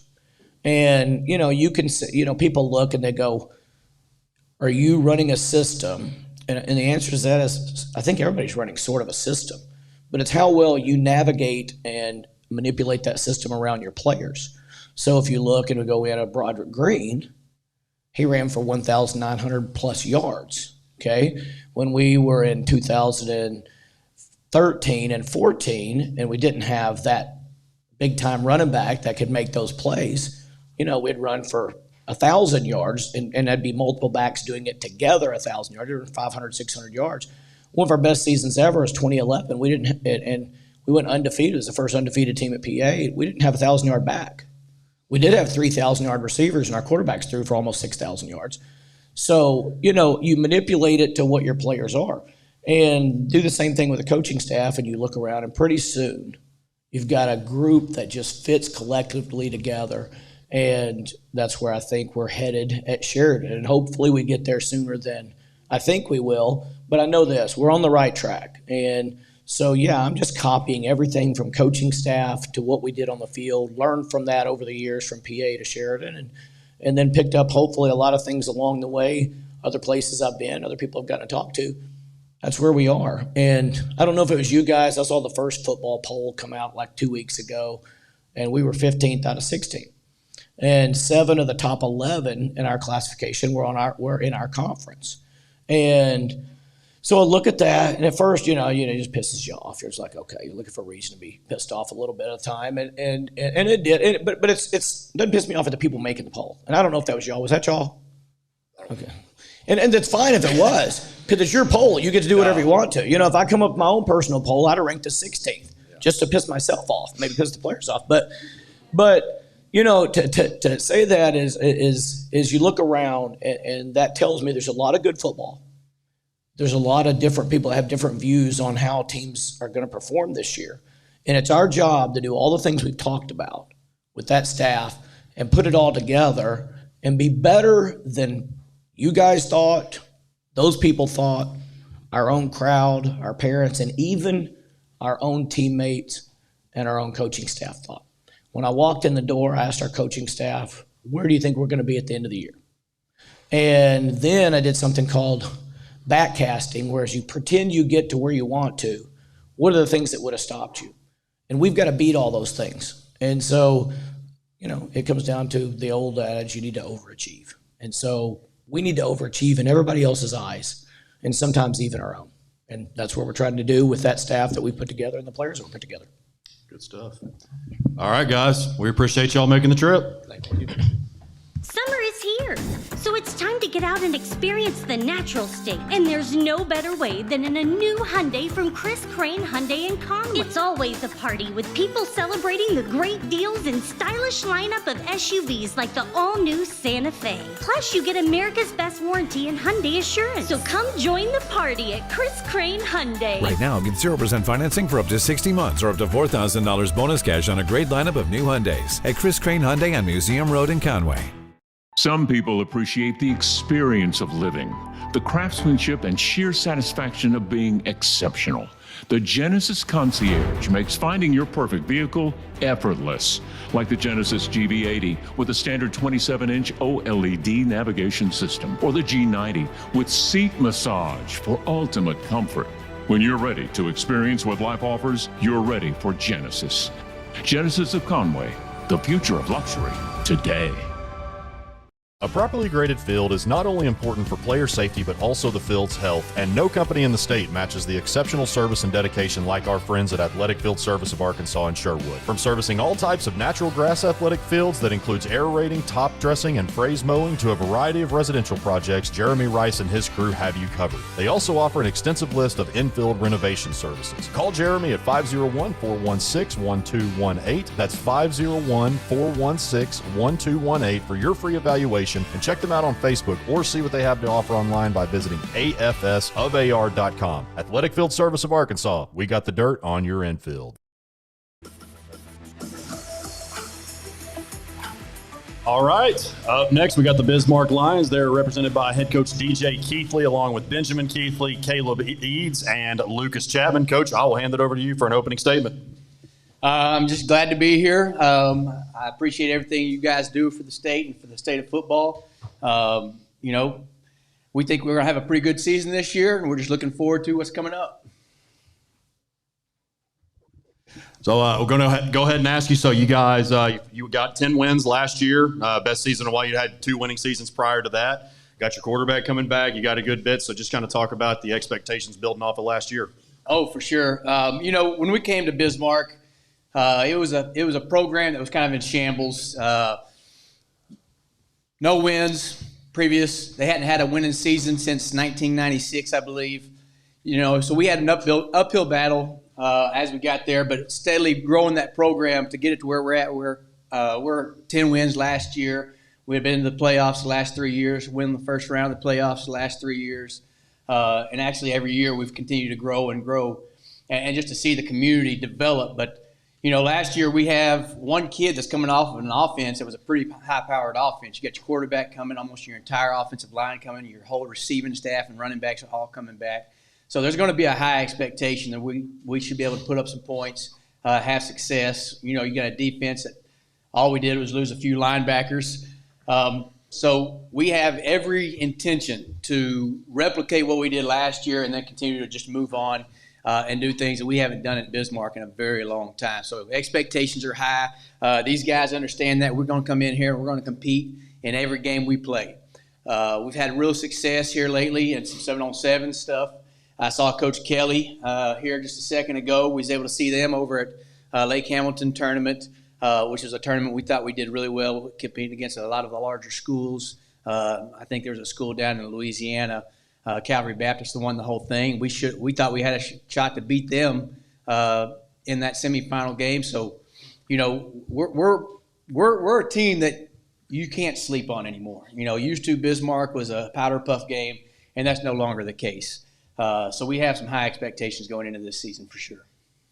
Coach, I know you have a ton of skill players coming back, right? I mean, Oh, yeah. A ton of snaps, but I think it's pretty telling that you brought 2 of your linemen with you. So tell us about those 2 guys and kind of about, the lines on both sides of the ball. Oh, yeah. So we do return our whole offensive line, basically. We had a couple of guys battling it out last year, but eventually when we finished the playoffs, we got all those guys returning. Now, the good thing is we've got some guys that are still competing on that O-line, and some of those guys we didn't make it here today. But I got Lucas Chapman here. He's going to be one of our better guys, one of our bigger, more impressive physically.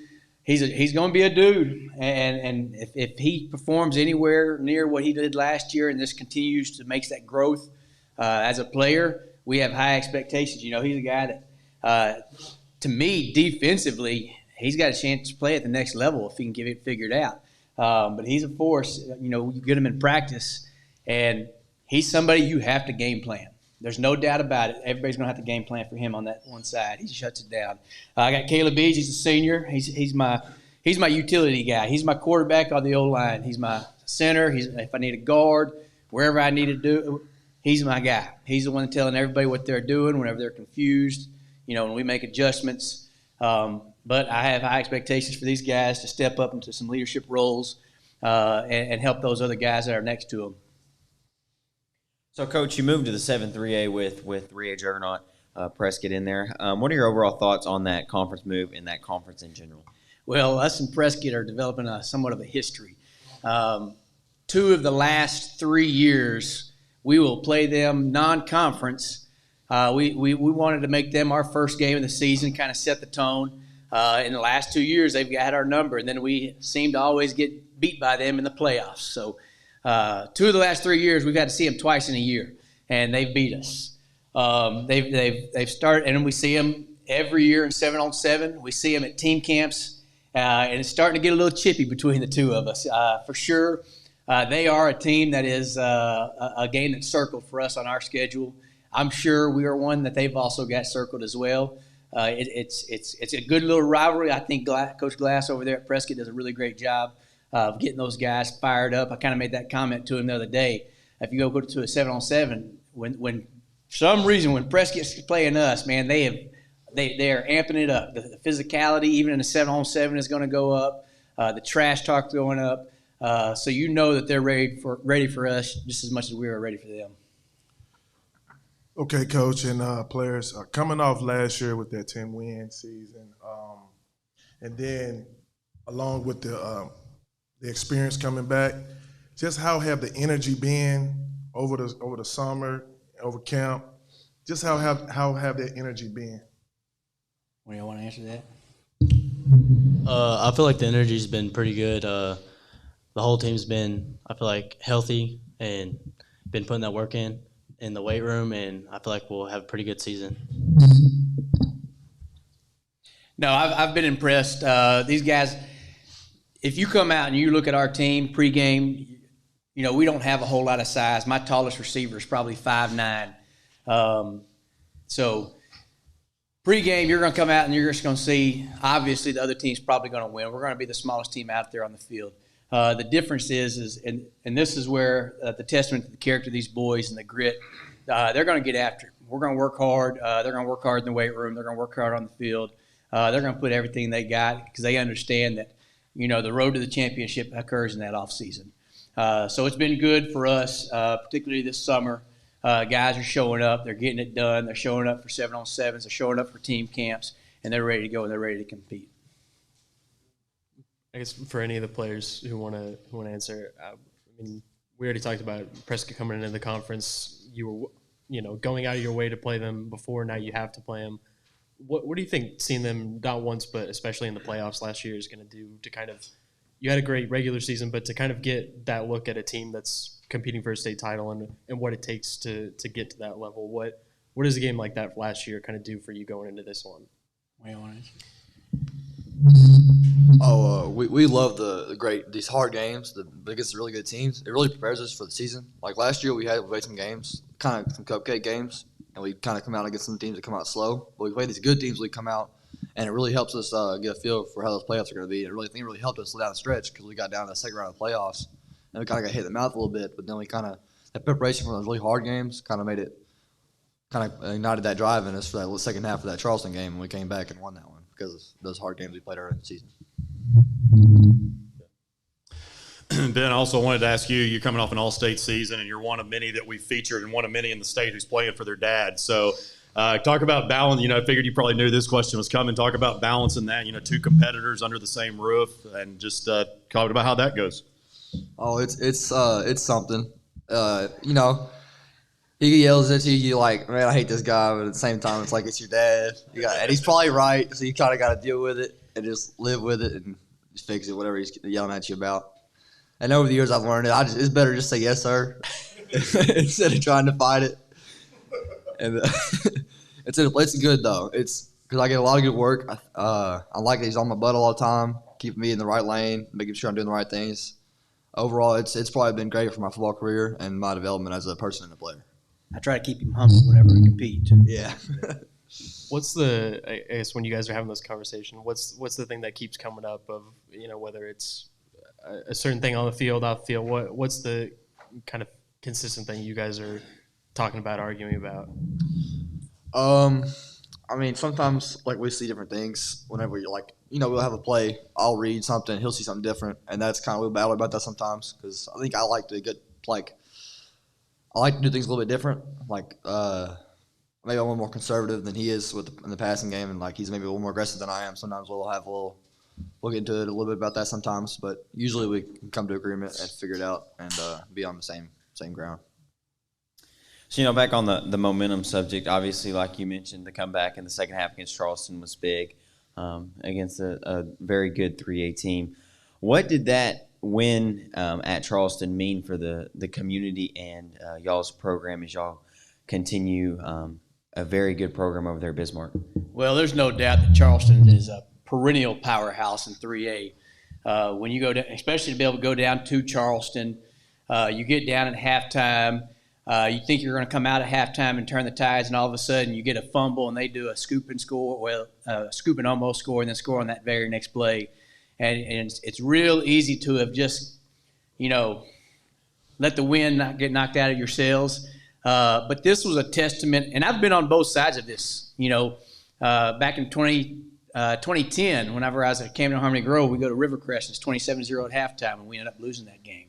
So it was nice this time with Bismarck and with the new team, especially with my sons, both sons playing, to be able to go to Charleston, a team that's, Coach May does a great job over there.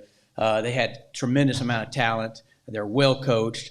And to be able to come out of that halftime, get hit in the mouth on that very first drive, things aren't going for you, but then these guys decide, we're going to rally around, we're going to get this done. Nobody lost hope. They continue to fight. They understand that, man, if you want to come out here and compete, you got to compete on every play. There's no giving up. And to be on the winning side of a game like that, so that they understand it can be done. We don't ever have to give up. It don't matter if we're playing Prescott and we get down. If we're going to continue to fight, you can get back in this game. And that's what those guys did at that Charleston game. I'll be honest, it was probably my favorite game I've ever coached. We go to Charleston, which is 3 hours away, and we look over in our crowd and the whole visitor side, they're standing up, they're cheering. It is loud and it's nuts on our sideline. And just to see that sort of, excitement that's going on the sideline of a Bismarck game in a playoff just shows us that we've arrived. We've gotten to where we want to be, and now we're a contender, and we plan to stay there and be there for the rest of my tenure at Bismarck anyway. Coach got 7 returning starters on defense, all but about maybe 3 or 4 games. That side of that unit played really, really well. So just talk about how that's progressed through the offseason and some goals that y'all have set for that side of the ball. Oh, for sure. We want to be some people kind of see us as an offensive team. We put up good numbers on offense, but we want to have a defensive mentality. I mean, my starting quarterbacks starts on defense on every game. So clearly that's where our focus is. We want to be a defensive team. We understand that in order to do that, it starts on our front line. These guys right here, they've got to control the line of scrimmage. We got to find some linebackers. We lost our entire linebacker crew except for one outside linebacker. So we got to answer that question, what's going to happen as far as that goes. And we preach we're going to fly the football. No plays off. If you're on the backside, you got to understand you're getting back into the play. And we preach that, and we preach that, and preach that every day in practice. We compete. It gets heated up between me and the defensive coordinator. We both, that's one thing we're going to preach is we want to compete on every play. We end every day after we get done running, we have a competition period. And in that competition period, it's an offense versus defense, and it changes the situation every day. And the loser has to do some running for it. So we are going to come out and compete. If you're on the backside, you're trying to get back into the play. So we are really going to emphasize that whole defensive side of the football for sure. All right, guys, we appreciate you coming. Thank you very much.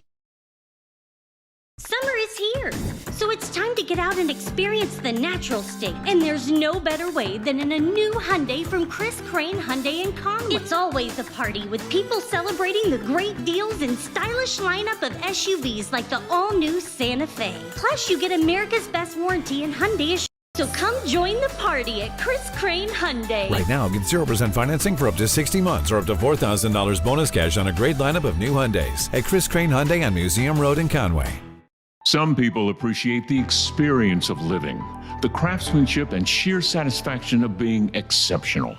The Genesis Concierge makes finding your perfect vehicle effortless, like the Genesis GV80 with a standard 27-inch OLED navigation system, or the G90 with seat massage for ultimate comfort. When you're ready to experience what life offers, you're ready for Genesis. Genesis of Conway, the future of luxury today.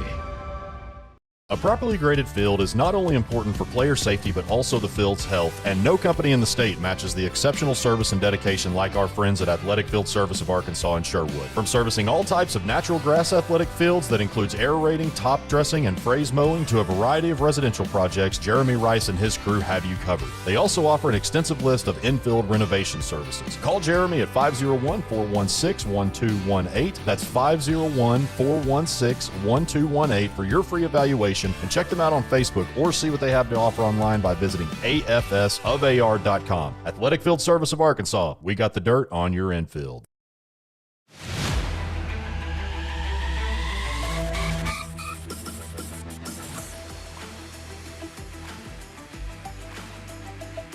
All right, up next we got the Rison Wildcats. They are represented by assistant coach Jamerick Waller, along with Keyshawn Hurd and Thomas Wilson. Coach, I will go ahead and hand it over to you for the opening statement.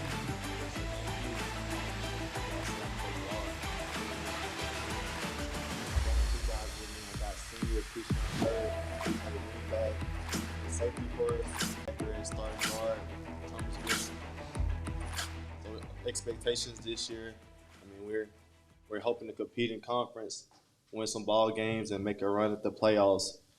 We got a good bit of leaders coming back, some starters, a good bit of starters coming back, so we hope we'll make a run, change the culture there, get back to winning football games, making a run. And Coach, it's kind of been uncharted territory a little bit for Rison, at least in terms of the coaching situation. You had Coach Toddy for 25 years, and then Coach Carmichael. So Coach Vereen coming in from Star City, what are just some of the things that, as far as, under his culture that you guys have implemented? So we're going to go back to smash mouth football, running the football, playing great disciplined football, playing great defense, flying to the ball, just depend on the run game, playing great defense. We're going to keep it simple. I know you said it's really just kind of about, you don't want to reinvent the wheel and just, set those state championship expectations maybe immediately, but just kind of as far as the building blocks go, as far as just competing in conference, just being a consistent playoff contender, talk about just the progress of both sides of the ball. Because I guess, Coach, so you're going pretty much from, you went from the split back to a little bit of a more multiple look back to a more run-heavy offense. So has that kind of been going pretty smooth? Yes, sir. So Coach Ring got there in the spring and implemented the veer, the option. So most of the kids, they were used to that. The guys we got, they was used to running that. So it was pretty easy to put that back in. So yeah, it went pretty smoothly just because what's on the previous coach? Coach Toddy, he pretty much ran the same thing that Coach Vereen did. So it's been a smooth transition. All right. For the players, I'm sorry, Chris, I didn't mean to tell you. For the players, you got 16 returning starters, 8 on offense, 8 on defense. So as 2 of the team leaders coming back, just again with Coach Vereen, and then playing for Coach Carmichael last year, just talk about that going into your senior season, how things have gone for you guys in the offseason. I think they've gone pretty smoothly. I mean, we got Coach Vereen pretty late compared to when we got Coach Carmichael last year, but everything's going pretty smoothly. I mean, I love his coaching style. He's disciplined. He's hard-nosed, but he's disciplined, and I love how it's going. And you guys are one of the small town, just fun small town pageantries of Arkansas high school football. You think about the hedges, you think about the state championships, and just all of the expectations that you guys have. So while I know you don't want to look at the past and dwell on that, what are some things that you guys use as far as the history to keep the kids motivated in today's age? So we got a bunch of stuff in the field house, whether it's old pictures, banners, the trophies, all kind of sayings from the previous guys from them state championship teams. So that kind of gets the guys going. They want to get back to that tradition of winning football games, competing for state championships. That's the goal here. That's what the town wants. That's what we want. So, yep.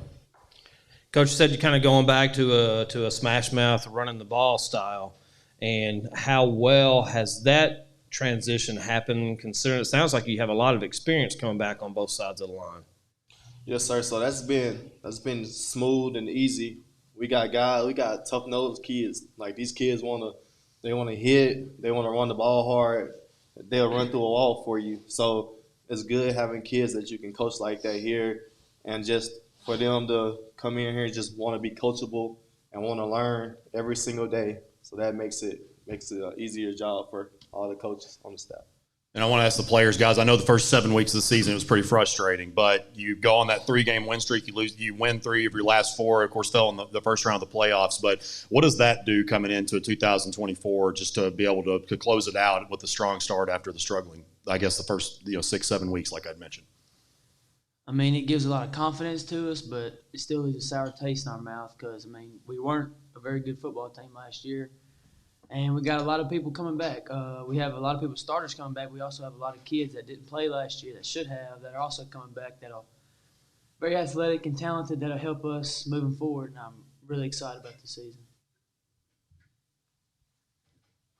Also wanted to ask, too, we've been making sure that we preface this with saying that with respect to, the week-to-week and focusing on that, is there anyone in particular that you guys have circled as far as just looking forward to and maybe trying to get something back from last year? I mean, we're always looking forward to Fordyce game because it's our rival, but that's probably the main one that's circled on mine. I don't know about y'all, but I want to get back at them. See, we're going to take it one game at a time, week by week. Just focus on that opponent that week and roll with it.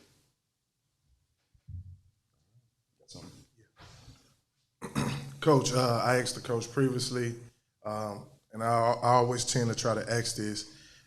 Going into camp, coming out of camp, what are the questions that has been answered, to make y'all feel comfortable where y'all stand right now? So going into camp, we just want to see, we haven't started camp yet, we started on the 5th. So going into it, we just want to see guys come out, work hard, get better at our fundamentals, just keep working to get better, hopefully to find some more leaders to help us out and get in shape. That's all. They've been working hard all summer in the weight room. They dominated team camps, so we're just ready to get it rolling and see what we got, see how the year's going to go. Guys, we appreciate you showing up. Thank you. Thank you. Summer is here, so it's time to get out and experience the natural state. And there's no better way than a new Hyundai from Chris Crane Hyundai and Conway. It's always a party with people celebrating the great deals and stylish lineup of SUVs like the all-new Santa Fe. Plus, you get America's best warranty and Hyundai assurance. So come join the party at Chris Crane Hyundai. Right now, get 0% financing for up to 60 months or up to $4,000 bonus cash on a great lineup of new Hyundais at Chris Crane Hyundai on Museum Road in Conway.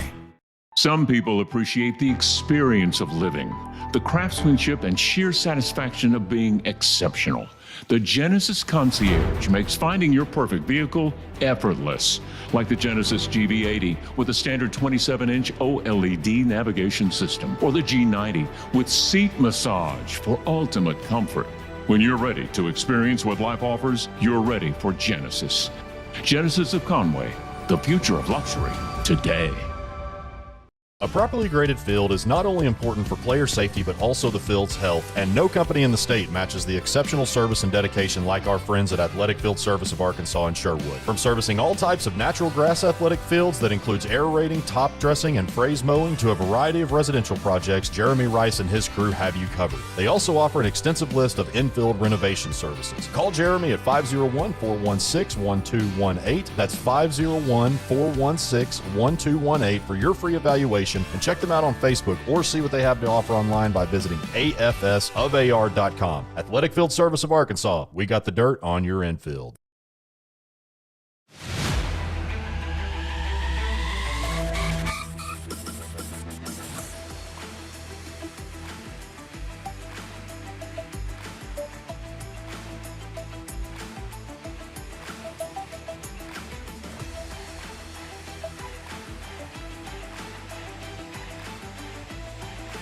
The Mineral Springs Hornets, they are represented by head coach Jason Hathcock, Ramaj Ware, DeKendrick Piggy, Evan Irwin, and Javion Fricks. Coach, I will go ahead and hand it over to you for the opening statement. Well, first we want to thank you guys and the sponsors for making this possible. I think this is a great opportunity for student athletes around the state to get some recognition, get a chance to do an interview like this that maybe they haven't had the opportunity to do that before. So thank you guys for that. We enjoy being able to put our program out there in front of everybody to see what these student athletes have accomplished. Today I have with me returning All-State linebacker Ramaj Ware, returning he'll be a 3-year starter, as 2-year All-Conference to Kendrick Piggy at linebacker, 3-year starter Evan Irwin, who was All-Conference this past season, and returning 3-year starter Javion Fricks, who's a tight end edge player for us. The thing about this season that I think is our strength is our experience that we return. We return 14 starters, 7 on offense, 7 on defense. We have 10 seniors. Of those 10 seniors, 6 of them are 3-year starters. I think that their experiences that we've been through, the first year I got here, they were sophomores. We took over a 0-win season to a 7-win season, and we learned how to win. We learned that we could win. We gained some confidence in ourselves. We went and played the runner-up Carlisle that year. A close game. Was up early in that game, and I think it surprised our kids and our community that, hey, we could go the distance. The team that went and played in the state championship. Last season, we took it a step farther. We expected to win. We expected to be a championship team. We did play in the conference championship, came up short in an overtime game there at Murfreesboro. Great electric atmosphere. But, we learned through that. We had a setback, and we didn't recover very well the next week when we dropped Hector in the first round. Through these experiences, these guys have seen winless seasons. They've seen close seasons. They've lost heartbreaking games. They've won big games. They've been through all of it. And I think that we're more prepared now to have a championship team. We've always had the talent to be a championship team, but our culture, our mentality, our program mindset had to mature, and I feel like that we're there this year. And Coach, you mentioned about the bad taste in your mouth for the end of last season, but more so than ripping the Band-Aid off the Murfreesboro game and bringing that up, I wanted to talk about that atmosphere that you mentioned, because Sam Lane, who's also here with us today, we had a chance to make it down for that. I say that that's one of the best football atmospheres I've ever been around. So what does that mean to all of Southwest Arkansas with that not happen? And overall in football, I feel like we're losing the true love of the game. That is why most of us wanted to play in the first place, or most of us wanted to coach. You look at, with the NFLs became so monetized that now college football with the NIL deals, transfer portal, it's all so individual based. But when you get to high school football, especially small town football, the atmosphere, the Friday night, the community, putting your buddies that you've been with since you've been playing football since 3rd or 4th grade, you're all together. This is one of your last games that you're ever going to play. All the time that you put in the summer, the sprints, the weights, all those things, the emotions that go into football, that's what you remember most. You remember some wins, you remember some big plays, but the camaraderie of your teammates, the love for the game, the love for each other, and love for community, that's what all of that was obviously embodied in that game with Murfreesboro, a huge crowd. That's the special feeling that high school football gives all of us. And to the players, guys, you got a lot of production sitting up here. And just the coach said that just from what y'all have done since he got there, and I guess y'all were 9th graders when the team went winless, the varsity team. So I know this might be a question to give 4 different answers, or a hard question to give 4 different answers to, but what has it meant to you guys just to see the continued growth? Let's start with Javion and we'll work our way down. We just been building leadership and discipline and giving effort each and every day. Coach Hadcock came in, and we really became a team, got united, and we had some guys step up that really helped us. I think that what really helped us was the discipline that he put in us, because we had all the talent in the world, but we ain't had no discipline to go with it. So him coming in, that was a lot of help for us. I think it was just about coming together as a team, and looking at those guys as like inspiration to do better, do better. And I'm gonna build off what these guys said. The biggest thing that we've seen from the last 2 seasons is the confidence that these players have embodied. They believe in themselves. The communities really came out. Our stands were packed every week, which was not the case when we first started. The thing that I've seen these guys grow from is they didn't know how people ahead of them in the other classes. We had some great athletes, some great kids. We're going to miss them, but we've been learning how to lead. And what I've seen is every year we've got a little bit better at how to lead, how to be a leader, not just, hey, let's go, or getting on to somebody, but being a servant leader, going and looking for how can I make that guy's day better? How can I help this guy at practice? I see a sophomore that may be struggling. How can I go help him, encourage him? Those are the things that I've been the most proud of with this team. And I think going forward, that's going to help us. We know that we have talent. We know we have speed. Comes to my mind our theme that these guys don't even know yet. We haven't even put it out. We have our overall program theme is BAM, and it stands for Be a Man. And we want to teach them how to be men, how to be leaders, how to be fathers, how to be leaders in our communities. But this individual season is going to be Run Your Race. And it's based off of Secretariat, the movie Secretariat. Secretariat was from Bold Ruler and never could go the distance. All speed, no distance is what they said. And Mineral Springs has been the same way. You have talent, you can win games, but they can't go the distance. And so we've really been focusing on why is that? What focus issues do we need to work on? What individual things do we need to look at ourselves and change?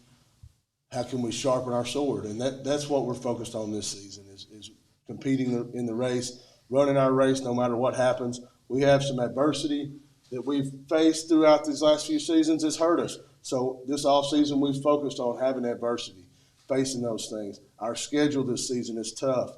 You just had Bismarck on. Bismarck's our number one game. Okay, week 1 they come to our place.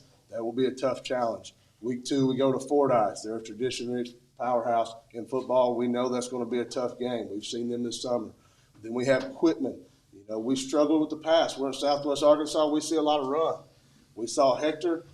We had a dominant first half, but the passing game really hurt us. It was something that we hadn't seen, and we struggled to adjust to it. So we're going to prepare with that, and we're going to play Equipment at Henderson State University. That's going to be another cool atmosphere, something different that will prepare us for that moment. I think that we don't consider enough what these 15 through 18-year-old kids go through, the pressures from nobody who came to your games to now you're ranked number 1. You're getting recognition. You have award lists and social media is putting you out there. That's a lot of pressure. The community support becomes a lot of pressure. And, just as much as the players and the coaches have to learn and adapt to handling success, the parents and the community also have to learn how to handle that and how to help their student athletes deal with that pressure. And we've tried to put ourselves in pressure situations, and we've planned the season to put ourselves in pressure situations so that when we play at Junction City, when we play at Murfreesboro, or we get in the playoffs, we're more prepared. Kind of with the way, you mentioned a little bit the Hector game, the way last season ended.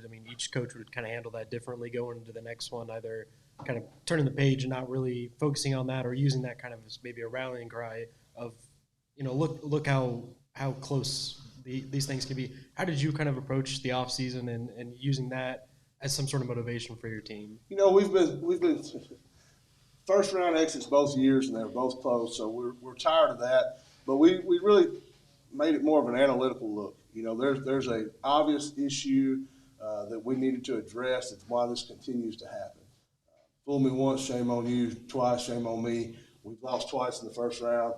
I took that personal. So we've really focused on addressing that. We've addressed some of our coaches' staff.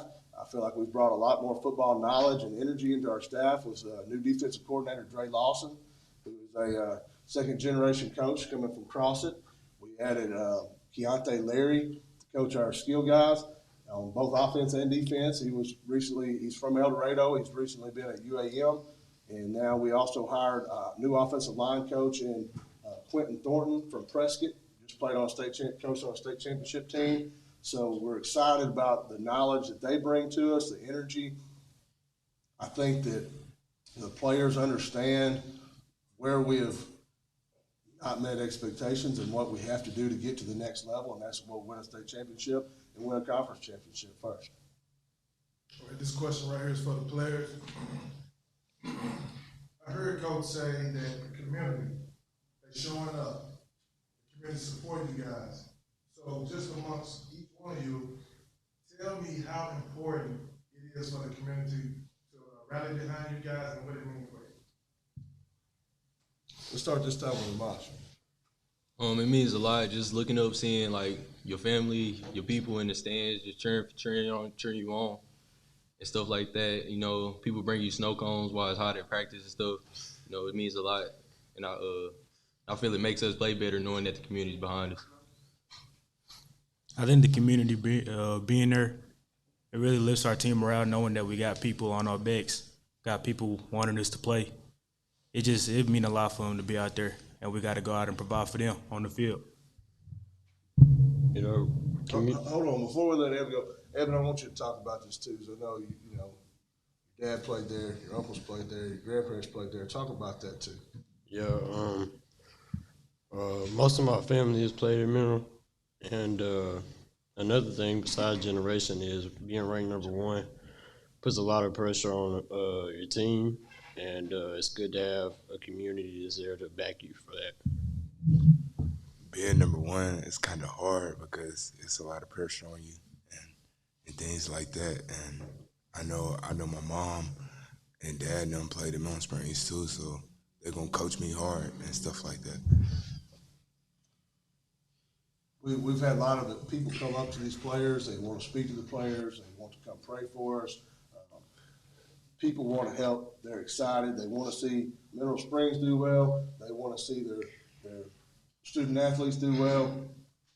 They're also there when things haven't went great. We've had good support, you know, through the ups and downs, and we know that the season isn't a sprint; it's a marathon. There's going to be good things happen. There's going to be also some bad things happen here and there, and so having a relationship with people in the community, our support from businesses and local people, and also in Nashville area towns, Ashdown, Texarkana, we're starting to get a lot of support from there too. I've got alumni that don't even live in the state anymore that's reached out. They want to give money or give something to the students. And so I think that that's huge, because going back to my initial statement, why we love high school football is people understand the importance of having high school football, the character that it builds, and the emotion that it creates, the confidence and the pride that the entire community can have. I mean, you guys obviously already had a tough conference last year. You finished it with Murfreesboro, one of the best teams in 2A.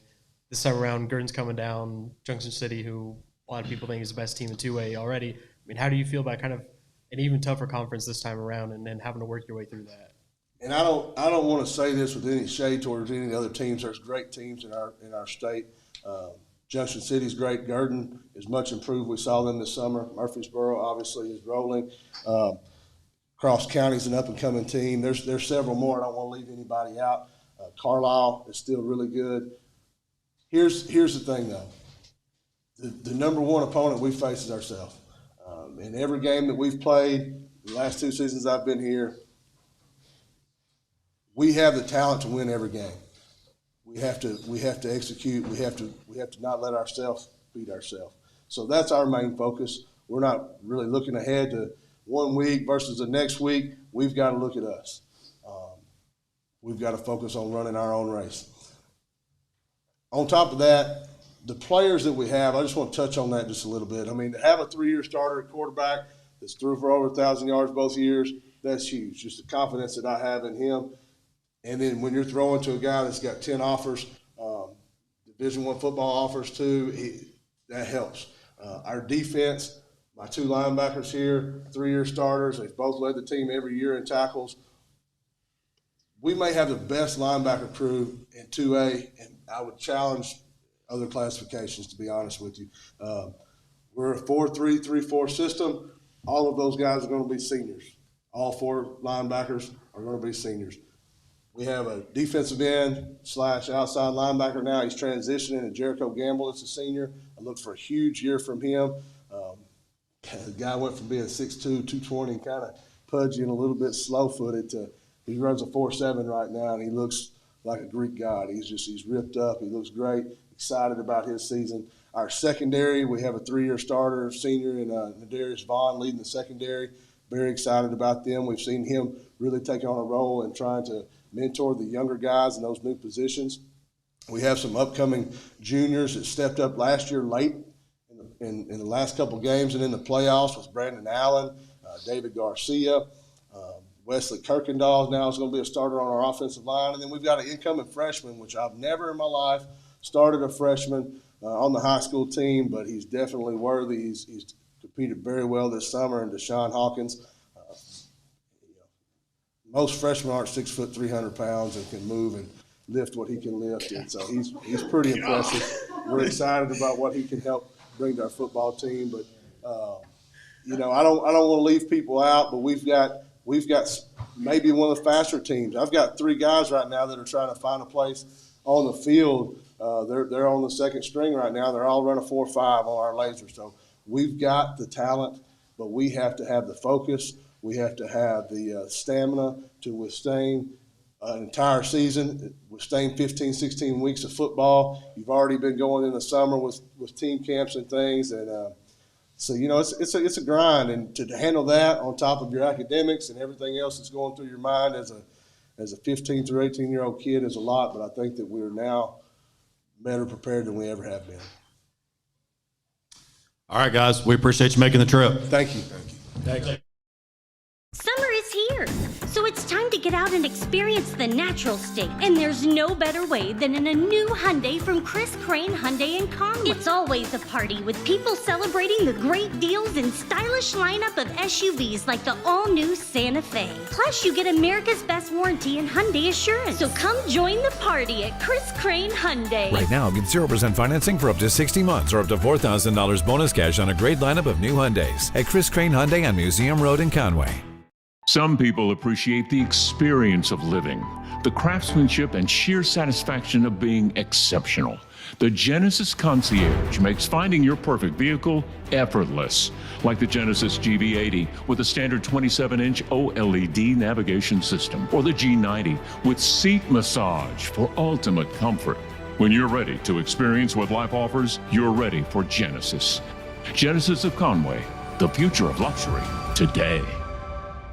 A properly graded field is not only important for player safety, but also the field's health, and no company in the state matches the exceptional service and dedication like our friends at Athletic Field Service of Arkansas and Sherwood. From servicing all types of natural grass athletic fields that includes aerating, top dressing, and phrase mowing to a variety of residential projects, Jeremy Rice and his crew have you covered. They also offer an extensive list of infield renovation services. Call Jeremy at 501-416-1218. That's 501-416-1218 for your free evaluation, and check them out on Facebook or see what they have to offer online by visiting afsofar.com. Athletic Field Service of Arkansas, we got the dirt on your infield.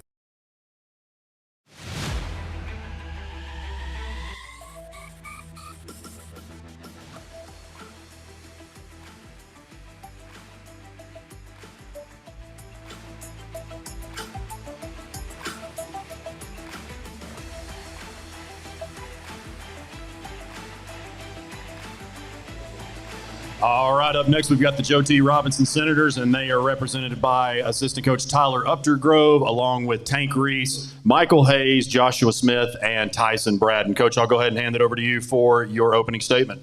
Just want to thank you guys for having us out. Great way to talk about our program and our athletes while also honoring Mr. Miller. I want to thank First Community for hosting. They're one of our sponsors, so we really appreciate everything they do for us with our program and our athletes. Last year, really wasn't up to the standard that we've kind of set over the last 7 to 8 years. First round exit in 10 years. So we've really used that this offseason, just like everybody else, to get bigger, faster, and stronger. But we felt like we got pushed around a little too much at times, so big emphasis on not only getting stronger, but getting weight on guys. We felt like we've done that. These guys have really killed it this offseason, so we're proud of them. We feel like we've got a good group of guys coming back, but we also add in probably our most talented sophomore class in probably 10 to 20 years. They went undefeated, beat everybody by double digits, so we're really excited to see what those guys can do on a Friday night. Some of them, about week 7 last year, moved up and played the rest of the season, so we're really excited to see what they can do. Today, I've got 4 guys with me. I've got Josh Smith. Josh is a senior, 2-year starter at safety. Kind of the leader of our back end of the defense. He's kind of old school. He's not really worried about the interception, although I don't know if he could catch it if he could. But, he's more of a box safety trying to, knock people's heads off. I've got Michael Hayes, who's a 2-year starter at corner. He's a senior as well. Mike brings a lot of things to the table. We're really hoping this year he can help us some in the slot on offense and kind of stretch the field. Mike's committed to UCA, so we're really proud of him for that. I've got Tyson Braden to my right here. Tyson's going to be our quarterback. Last year, we were a little too one-dimensional against the best teams in our conference. And so we're really excited because we think Tyson can open up the passing game for us. The biggest thing that Tyson brings is we're going to play quite a few young guys at receiver, especially with sophomores, and his leadership on the field. Since day one, he stepped in. He knows what guys are doing. So it's like having that extra coach on the field. Lastly, I've got Tank Reese. Tank's going to be a junior. 3-year starter. Feels like he's been in the program for 15 years. He was a little 6th, 7th grade ball boy on the 2019 state title team, watching his brother Hunter Smith run wild. But Tank, the last 2 years, has started as a freshman, missed 1 game because he tore his labrum, got a brace, went right back into playing. Last year, only got to play 5 games because he broke his ankle, I think the first series against Maumelle. Still did enough for conference coaches to vote him all-state. So still excited to have him back because he's kind of the centerpiece of our defense. But really, this year's all about getting back to the standard that we've set over the last 7 to 8 years. I know the guys aren't satisfied. I know the coaching staff's not satisfied. And as you know, those fans don't get real satisfied either. So we're just excited to get back after it and ready for week 0 against PA. Coach, as you said, it's it wasn't a bad season, but just by Robinson standards, that's just not typically what y'all are used to. And I know, not to rip off the Band-Aid, I know it was a really tough way that you lost in the playoffs, but getting that youth, playing freshmen, playing sophomores, kind of bringing a new quarterback in that's very talented, just talk about just how valuable. I know it kind of maybe sucks at the time, but then it's like, okay, for the next 3 years or so, we're probably pretty set. Yeah, no, it was tough. I think guys were shocked, and that's nothing to take away from Southside. They had a great game plan, and they executed better than we did when it mattered most. But, yeah, it's invaluable to play those young guys. Like I said, I think we started 3 or 4 freshmen in that game, which is not, they say for every sophomore you start, you're probably going to lose a game. Well, when you're playing freshmen, it's not any better. But those guys have really killed it this offseason. Like I said, offensively for us is the big deal. We were way too one-dimensional. Our starting running back's back, Nick Abrams, he was all-state last year. And really, by week 11, he was kind of beat up because you're relying on him a lot. And, he helped us win a lot of games, but we want to take some pressure off of him. We feel like Tyson can do that. We feel like these young receivers, it's going to take some time, but they're very dynamic and very special, so we're excited about that. Coach, to everybody, considering the season you had last year, what's that one in particular game that you all looking forward to this year? Go ahead, Jane. I think we're looking forward to playing PA. Our big thing is, we've heard the talk, we've heard all those things. Our biggest thing is the first game. You can't win week 8, week 9, week 10, whatever it is, until you play week 0. So our focus is on PA. It's obviously something we haven't won yet. It's right down the road. So we're excited to play them. It's a great game, great crowd. So we want these guys focused on week 0 and that first game.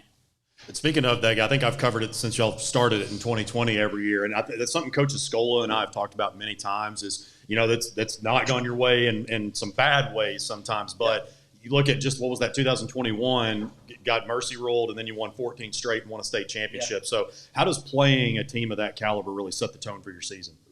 You brought up 21. That was Coach Lucas's first year, and I think he probably did us a favor by kind of calling the Dogs off just because we weren't really ready in the back end. And I don't know that there's a team in the country that you want to break in a bunch of new starters in the secondary. And it did not go our way, but, as far as being a defensive coordinator, it makes everybody else not simpler or anything like that, but you're not going to see anything else like that the rest of the year because they are who they are, and they do a great job offensively and defensively. So I think it really helps you because you're seeing some of the best that the state has to offer. And, this year we added Jonesboro and Lakeside, so we really like our non-conference schedule. It's not going to be easy. but we really think it's going to help us down the road. Tyson, I want to ask you. You come over from North Little Rock, and in I guess somewhat you're in a somewhat similar offense, I would say, I guess. But as far as just like the skill players and everything like that, how have you guys been meshing? We've been meshing pretty well, getting time after practice. Just building chemistry. So it's been going pretty good. Got a lot of young guys I didn't know. Played a lot of 7-on-7 with people, so it's been good, and we've been meshing real well. Y'all gonna see it week 1. And I want to ask the other guys too. Y'all were on the team last year that came up short against Southside. So just talk about the chip that's put on your shoulder. Playing for such a heralded program throughout the offseason to get that changed for this season.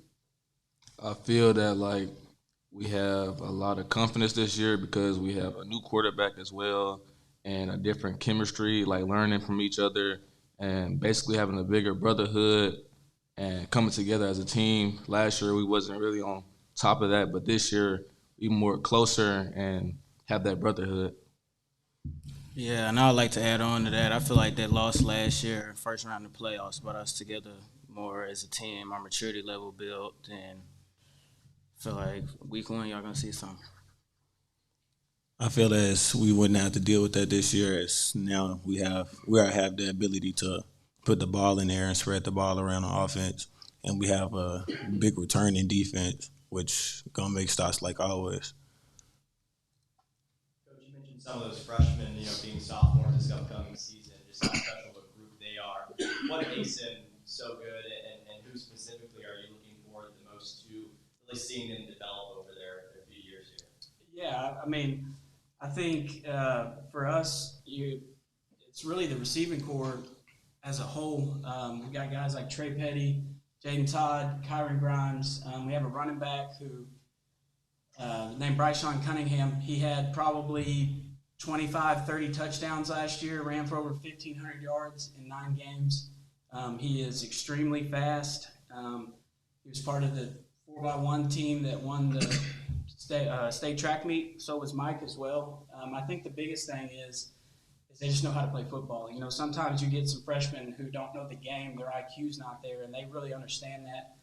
We had a good 9th grade quarterback, Reese Simpson. He'll obviously sit behind Tyson this year, but he started the Mills game last year because we had an injury at quarterback, so that was good experience for him. And then the lineman group is not overly big, but they're fairly strong and they work well together. We're really excited about that group. In the past we haven't had just a huge JV schedule, but we've got 8 to 9 games this year, and we're really excited about them being able to develop as a group. Some of them are going to play this year. They're going to have to. But we're really excited about that group because they get along. Like these guys said, I think our biggest issue last year was our chemistry. We did not, 21 was a special group. They loved being around each other. It wasn't that these guys really didn't love to be around each other. We just kind of had cliques, and it just didn't mesh well.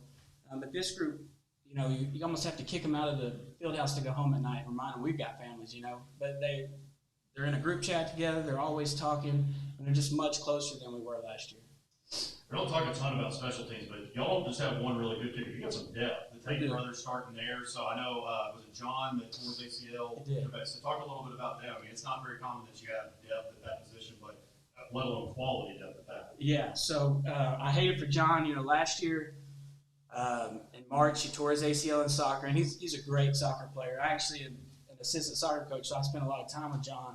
And then this year, right after spring break, he tore it again, but he played for about a month on it because he wasn't sure.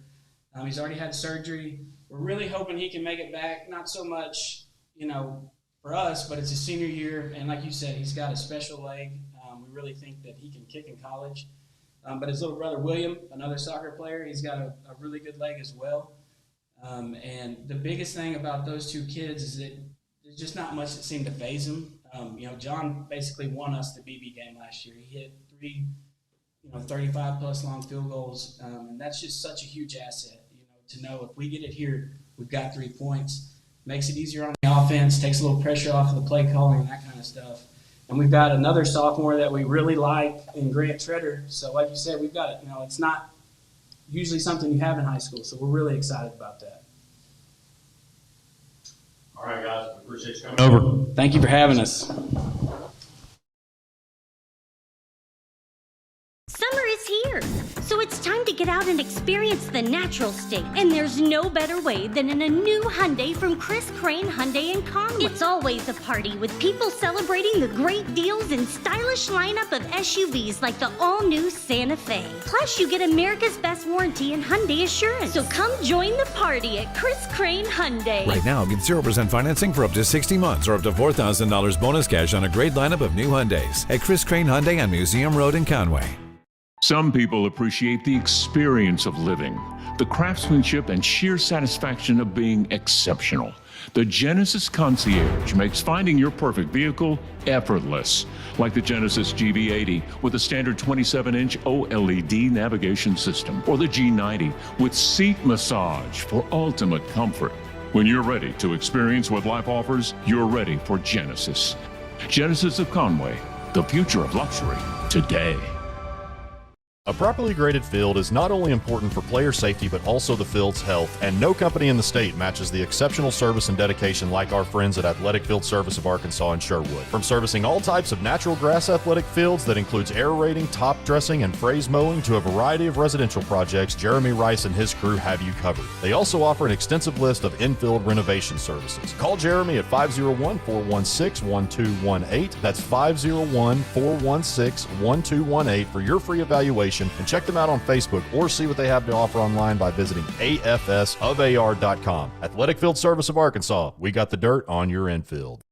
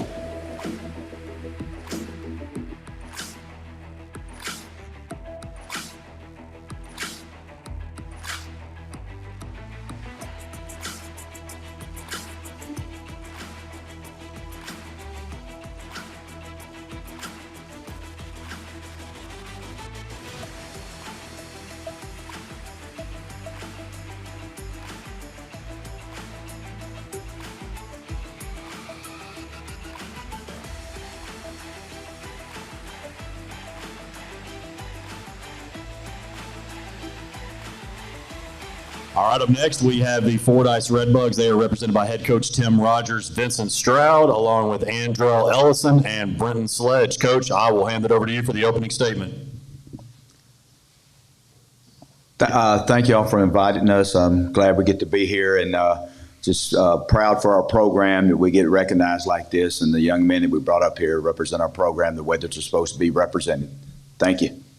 And I know you guys, so you won 2 consecutive state championships when you were still in 2A, then went back, and 3, it hadn't been bad by any means, but maybe just a little bit down than what you guys are accustomed to. So what's kind of been the message? I know you got a good bit coming back. You've played some young guys over the past few years, so just talk about that progress going into 2024.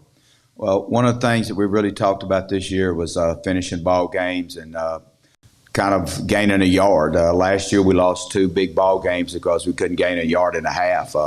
Went for 2-point conversion against Prescott and lost 7-6, and went for a 2-point conversion against Camden Harmony Grove and lost 28-27. And those kind of came back to haunt us in that we just couldn't gain a yard and a half, and we really stressed our kids finishing ball games this year. And over the years, those are the things that we were able to do, is finish them and gain those things. And last couple of years, we haven't been able to do that, and that's something we really pressed this year, is being able to finish. Obviously, Fordyce, extremely historic town, especially for football. You guys play in a conference that has a lot of really great programs as well.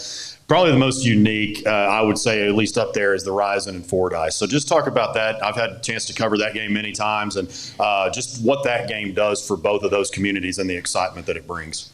Well, ever since I've been at Fordyce, came there in '85, but we've always played them first ball game, and that's what you look forward to the whole year, off season, everything. You prepared for that. But over the last few years, since we've been in a conference with them sometimes, and then we get back to it and get out of it. But Rison's always been a great ball game, and to me, and that's football here in Arkansas. Small town football. The towns are 15 minutes apart from each other. We got people in Fordyce that work at Rison.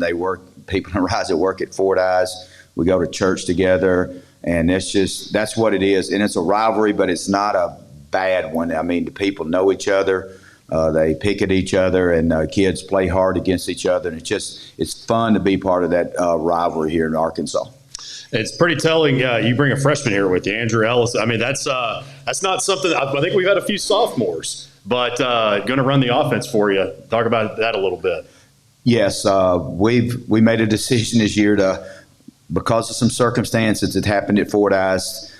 Every quarterback from 10th, 11th, and 12th grade that was ahead of him either moved off. I guess I heard coaches use transfer portal, but we've had some kids move off to other schools to do some things. And the young man that we had that would have been a senior moved somewhere else. The kid in 11th grade had some problems. Kid in 10th grade moved off somewhere else. So we were stuck with no quarterback in high school. So we're going to have to move him up. And the good thing about it is he's 6'3", 250 pounds, good young man, stays out of trouble. He's going to be here for the next 4 years. And he's smart. He's coachable. And that's one of the great things that we love about him. He coaches, he listens, he's getting better. I mean, he's a ninth grader, but he's going to be good for the next 4 years, and we're looking forward to that. And Andrell, your coaches, your teammates obviously have a lot of confidence in you. You've kind of had no choice but to grow up, maybe a little bit faster than you expected. So how's that transition been going for you? Most people are playing junior high still, so now you're moving up to a varsity program. How's that been for you? It's been going good for me. My teammates and my coaches, they all believe in me, so I'm going to ride with them the whole way. And Vincent, I know you're a leader on defense. Of course, Brenton, it seems like you've been playing forever, been doing great things. So talk about you guys' roles on the team as, kind of the older team leaders and just having played so many snaps for the varsity squad. The thing is, I take a part of the defensive side of being a leader is holding my part down and making sure that it go the way that it needs to be, and that we don't have the same problem that we did last year. Being a team player and being a leader is a big thing, and I just want to make sure I do my part and hold the defense down. Coach, I think it's 15 combined returning starters that you have. You guys are pretty much projected to be at the top of your conference. So do you think maybe since you guys have made the move back up to 3A that this is maybe the most prepped and experienced that you guys have been? Yes, as far as the last few years, because, over the last few years with our class, I don't know how our classes are getting smaller, but we keep moving up. I don't know how that works, but it's that way because we only have 8 seniors this year. We only had 8 seniors last year, and the year before that we only had 8. But we keep moving up. But the point is, our kids, we've had to move 9th graders up. We had to move Andrell up. When Vincent was in the 9th grade, we had to move him up to help out. And when Brenton was in the 9th grade, he played junior high, but as soon as junior high was over with, we moved him up. He's one of the last young men on the team that started in the state championship game. Well, not state championship, but we went back in 21 and finished runner-up, and he started in that game. So that's another 9th grade we had to move up over the years. But we're looking for the experience this year. These guys have played the last 2 years, a lot of them the 10th and 11th graders. We're going to move a 9th grader up, and Brenton is one of the ones who's been there, and he got the experience going to Little Rock in 21, and the last 2 years didn't leave a good taste. So we're looking forward to this year. This senior group is kind of, I think they want it a lot more than some of these other people do. You mentioned you've been at Fordyce since 1985. Excuse me. Since 1985, you were on those early 90s teams that won the state championships. I mentioned the ones a couple of years ago. The ones that have been at their programs for a long time, we've been asking, especially in the small towns, because it's typical. You start small, you go up to 6, 7, 8, or whatever. What's kept you at Fordyce all this time? When I came there in Fordyce in 85, I was a young coach. Had one kid. My second daughter was born there, and just over the years, I just love the town. They took care of my family, took care of the football team, and that was the thing that really impressed me about Fordyce was the way they took care of the school and the football program and the kids and stuff. And just over the years, I've never really wanted to go anywhere else. And plus, if my kids are happy, I'm going to be happy. And every one of them loved there in Fordyce. 3 of them still live there in Fordyce and work in Fordyce. My son teaches at the school now and helps out in football. And 2 of my daughters, one of them works at the hospital, one of them works at First Step. So and my grandkids are there. So I just love living in Fordyce. And it's just a great community to live in. And talking about the great community, there was obviously a devastating tragedy recently. And if there's any silver lining to those types of things, it brings people together. And obviously you guys have come together. What are some team things that you guys have done just to remain closer and remain together as a community? Well, the thing happened. We got out that Friday for the dead period. And, that was the first thing that when we heard it happening, that was the first thing that we started doing as coaches, is we started texting and calling kids and stuff because we didn't know we didn't know we didn't know what was happening. I was uptown. I was going over to the football field and I couldn't figure out why ambulances and things were going on. And then somebody texted and called me and told me what was going on. And first thing we started doing is contacting kids and make sure there's nothing and anybody been hurt or anything like that. And then come to find out that as far as our players, none of their families or anything had lost anybody, but a couple of the teachers the kids had in school, they lost some family members, and everybody started kind of just calling and checking on each other. And I may get in trouble, but I know we called the AAA as far as contacting our kids and stuff during the dead period. But, we went ahead and did it. Some of these kids were their only adult figure that they have in their lives, so we still checked on some of them. We didn't make them come up to the school, and we didn't do anything with them as far as football and stuff like that, but we did call and check on them, got some of the churches to do some things to help out and just contact people, just let them know that we were there for them. And to the players, Fordyce is obviously not any kind of stranger to close defensive battles. And I know that Prescott game last year, that ended the season with 7-6 was really tough. So what have you guys done to channel that, just with that chip on your shoulder coming into next year or this year? Go ahead, Vince. We're making sure that we don't have to be in that situation again. The whole game, it was a defensive battle. But it came down to one play, and we've been really focusing on making sure we do the little things right and being able to finish off the game. So we've been practicing hard. We've been working together as a team, making sure that we can come together and do something special this year. So go ahead, Brent.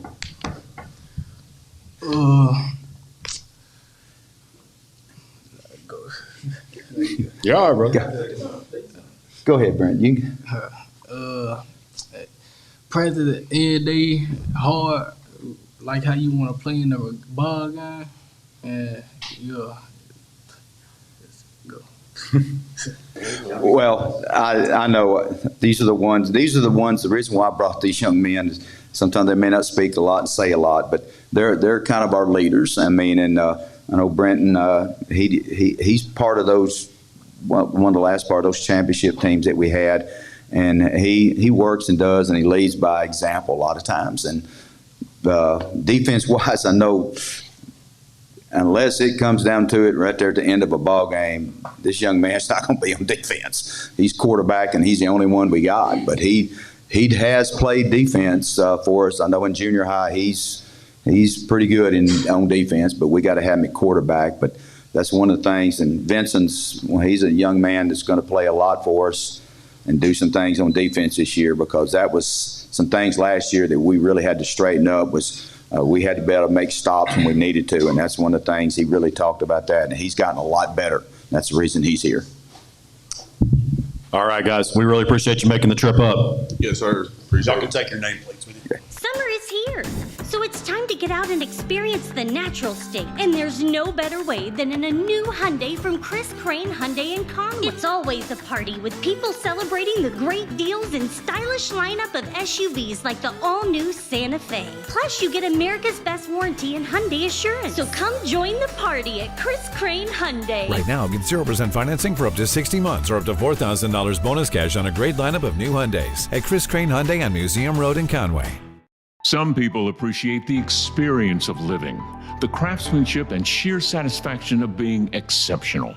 The Genesis Concierge makes finding your perfect vehicle effortless, like the Genesis GV80 with a standard 27-inch OLED navigation system, or the G90 with seat massage for ultimate comfort. When you're ready to experience what life offers, you're ready for Genesis. Genesis of Conway, the future of luxury today. A properly graded field is not only important for player safety, but also the field's health, and no company in the state matches the exceptional service and dedication like our friends at Athletic Field Service of Arkansas and Sherwood. From servicing all types of natural grass athletic fields that includes aerating, top dressing, and phrase mowing to a variety of residential projects, Jeremy Rice and his crew have you covered. They also offer an extensive list of infield renovation services. Call Jeremy at 501-416-1218. That's 501-416-1218 for your free evaluation. And check them out on Facebook or see what they have to offer online by visiting afsofar.com. Athletic Field Service of Arkansas. We got the dirt on your infield.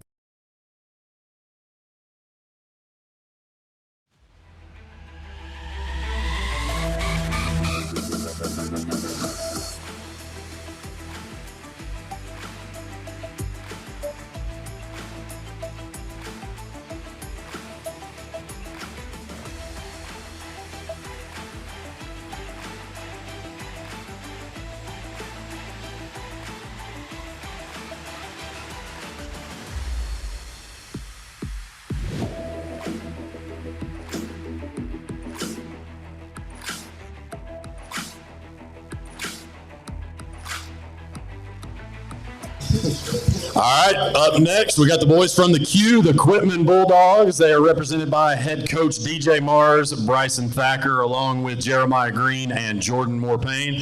Coach Mars, go ahead and take it off with your opening statement. Appreciate you guys having us here. I've got, like I said, with us Jordan Morpain, our starting quarterback, Jeremiah Green, starting left tackle, and then Bryson Thacker, receiver, and our starting free safety. So brought these guys. They're the leaders in our locker room.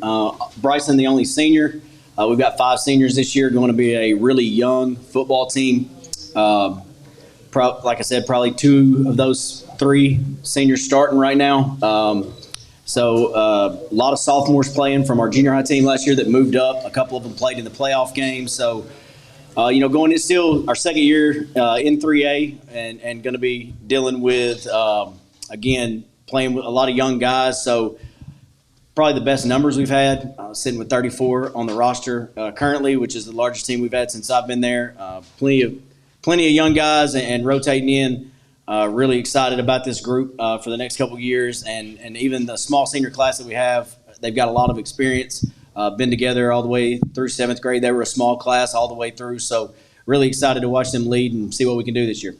Coach, like you said, you've kind of always faced the uphill battle being, you're not far from Conway, Bologna, all these different things. You're in a smaller town. So that's kind of something that small towns have always been accustomed to, is doing that. We live in a new age with some people call it the transfer portal and all these different things. But there's a lot of kids that are switching schools and everything. So we got the whole deal about, adapt or get behind. But kind of what is your take on all that's going on? I mean, and I think that's it. We can talk about the good old days and how things used to be and kids were, but that's not what it is anymore.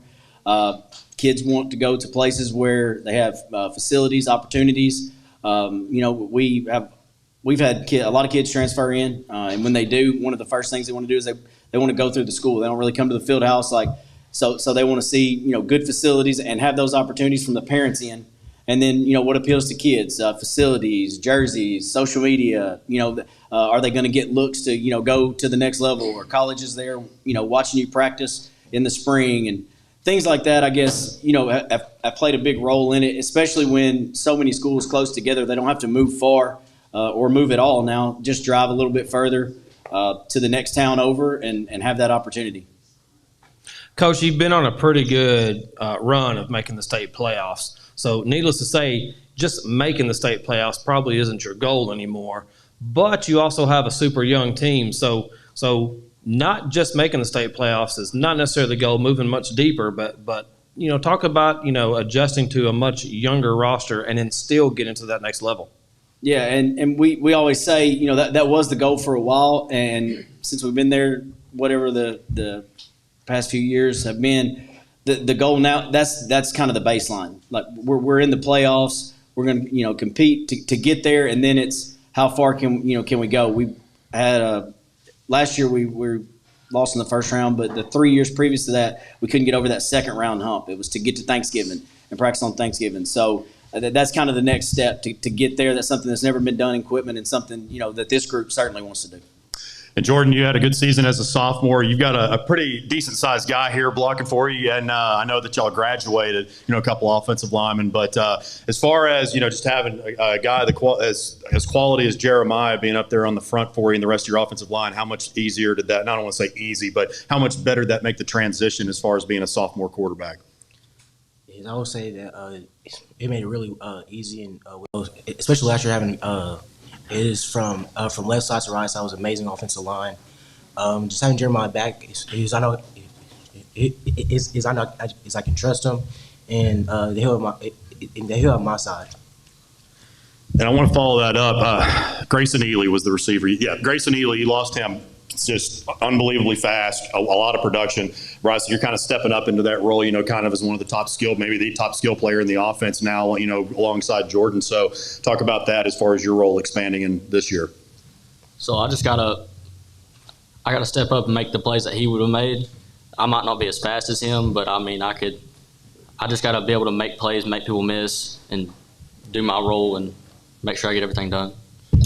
Coach, I know you got an offensive background and everything like that, been a head coach for a while now. Talk about the defense a little bit. You got 4 returning starters on that side of the ball. Like they've mentioned a million times, you've had a young team. So just with not a whole lot coming back on that, how has it progressed? Yeah, it's been well. We've changed scheme to a 3-3 look. This is the first time we probably don't have a returning all-conference linebacker with 100 tackles, with 2 sophomores and a junior, and then a senior rotating into that group who's moved from defensive end. So that group's going to be, the 3-3 kind of fits us a little bit better, and having a new scheme with new guys kind of fits together really well. If you're going to change, it's a great time to do it when you're playing a lot of young guys. So we kind of made that switch and try to be a little bit more aggressive. We struggled stopping the run last year. With a lighter box, trying to compensate for some speed, and we don't have that issue this year. So, going to kind of load up and do a better job stopping the run with these young guys. Jeremiah, you've been a staple since your freshman year. I know Daniel and Cash, they graduated. So your role, like I was saying about Bryson, your role is going to expand as far as taking more of a leadership. So talk about that, how you embrace it, and just all this. You've gotten a lot of reps already. You're getting recruited. So talk about that. Well, I had 2 pretty big role models. They were the leaders of that offensive line. They never had an off year. They were really great. So, and I got to learn from them for 2 years, kind of not really sitting in their shadow, but working with them. And so now it's kind of my turn to lead. Danny was a really great left tackle, and he had a really good senior season. And I just get to kind of add on to that for 2 more years. I know, some of the coaches may not like this question a whole lot, but I do want to ask you, is there any game that you got circled, maybe that thought slipped away from you last year, you get them again, and just want to make sure that you do it right this time around? I don't know. I feel like a big one is Conway Christian. It's a trophy game. There's a lot of rich private school over there. They think they're better than us, and I really don't think they were a better team last year. But the scoreboard says the other way, so we really hope to show the opposite this season. All right, thank you. Probably just to take it week by week and just go 1 through 10. Whoever has on the schedule, just play them. Thank you, Jordan. So this is to the players. Over the summer, I'm pretty sure some of you guys had goals, had expectations for yourself. So with that said, what are some of the things that you have been working on individually to prepare you for the season? I would say it's just working on trusting my receivers, and especially since I have Grayson like last year. We have a really well receiving core this year. I can throw the ball from Rison to my slot receiver, my outside receiver, and my tight end. And I would say, and then picking up on blitz, blitz is faster than the defense and just processing information faster. I really think that I had a pretty good season last year, but everyone can get better. And so I've been to a lot of camps to learning a lot of new techniques. I've talked to trainers, been to a bunch of stuff. I try to work out get a lot of extra work in, do a lot of drills on my own. So just try to better myself to help the team shine. I've really been working on my speed and my hands last year. I had a really good season last year, but I still had a lot of drop passes that I should have made the play on. So I've just been really working on my hands, make sure I secure the ball before I try to run, and my speed. That's really the only things I've been working on. So I've driven through equipment very many times. I will go ahead and say make sure you go the speed limit. I want to give everybody a tip there. But also it's one of those that it's kind of one of those blink and you miss it type towns. But then you look off the highway, you've got that beautiful field, you got good facilities. So talk about the community support that I guess I'll get it from all of y'all, just the community support that you receive. Yeah, that was something that usually when you have programs that are young, especially in areas where they haven't played football for a long time, I feel like there's always a little backlash, maybe a little resentment for trying to, we've got some towns close to us that they've had football, canceled football, and that's kind of been an issue. So we haven't had that equipment. It's everybody's pretty much from the way that they started it. Dan Litchoff, Randy Bridges, and all those guys who started the football foundation way back before there was high school football equipment and kind of built it that way, have done a great job getting everything that we've got now. And then our administration is, I'm partial, but it's second to none as far as getting us what we need and getting these guys what they need and staying in that arms race of facilities and the locker rooms and the jerseys and the travel and all of that's flashy that kids like and parents like to see and get that exposure. And we've gotten that, and it's been, everyone in town and all around have done a great job supporting us. I don't think there's a community in the state that can compare to ours. So you go to the gas station, there's workers that know you. They come out to the games. All the parents know you. It's because it's so small. It's so tight knit. You know everybody. Everyone knows what's going on, and so you got like something to fight for. Like you want to make all these people proud. Our community is really good. We had the biggest crowd numbers this year, and they just all come out and try to support us. We have a really good student section, and I think, like Jeremiah said, you go out in town, everybody knows who you are. If your name's being called over the loudspeaker, everybody knows who you are. Got anything, Jordan? Good. I hit everything. Sounds good. Anybody else got anything? Nigel, you got? Coach, going into camp, coming out of camp, headed to the regular season, what's some of the questions you want answered from your team to make you feel good where you stand? Going into fall camp, is that coming out of camp, going into camp, headed into the regular season? Just some questions that you want answered. Yeah, I think it's who of our sophomores are going to step up and really fill those roles. Some of the transfers that are in, are they going to exceed the expectations and kind of earn that role? Because missing, if they transferred in, like they've been here just for the summer, so wasn't here for spring ball where we were in pads going full speed. So, are we going to be able to fill those spots of the seniors that left and then improve those positions? And then again, our junior high kids that have moved up, our sophomores now, are they going to be able to fill some of those roles and kind of get that sophomore, tag off of them by non-conference and ready to roll for conference? All right, fellas, we appreciate you showing up. Thank you, guys.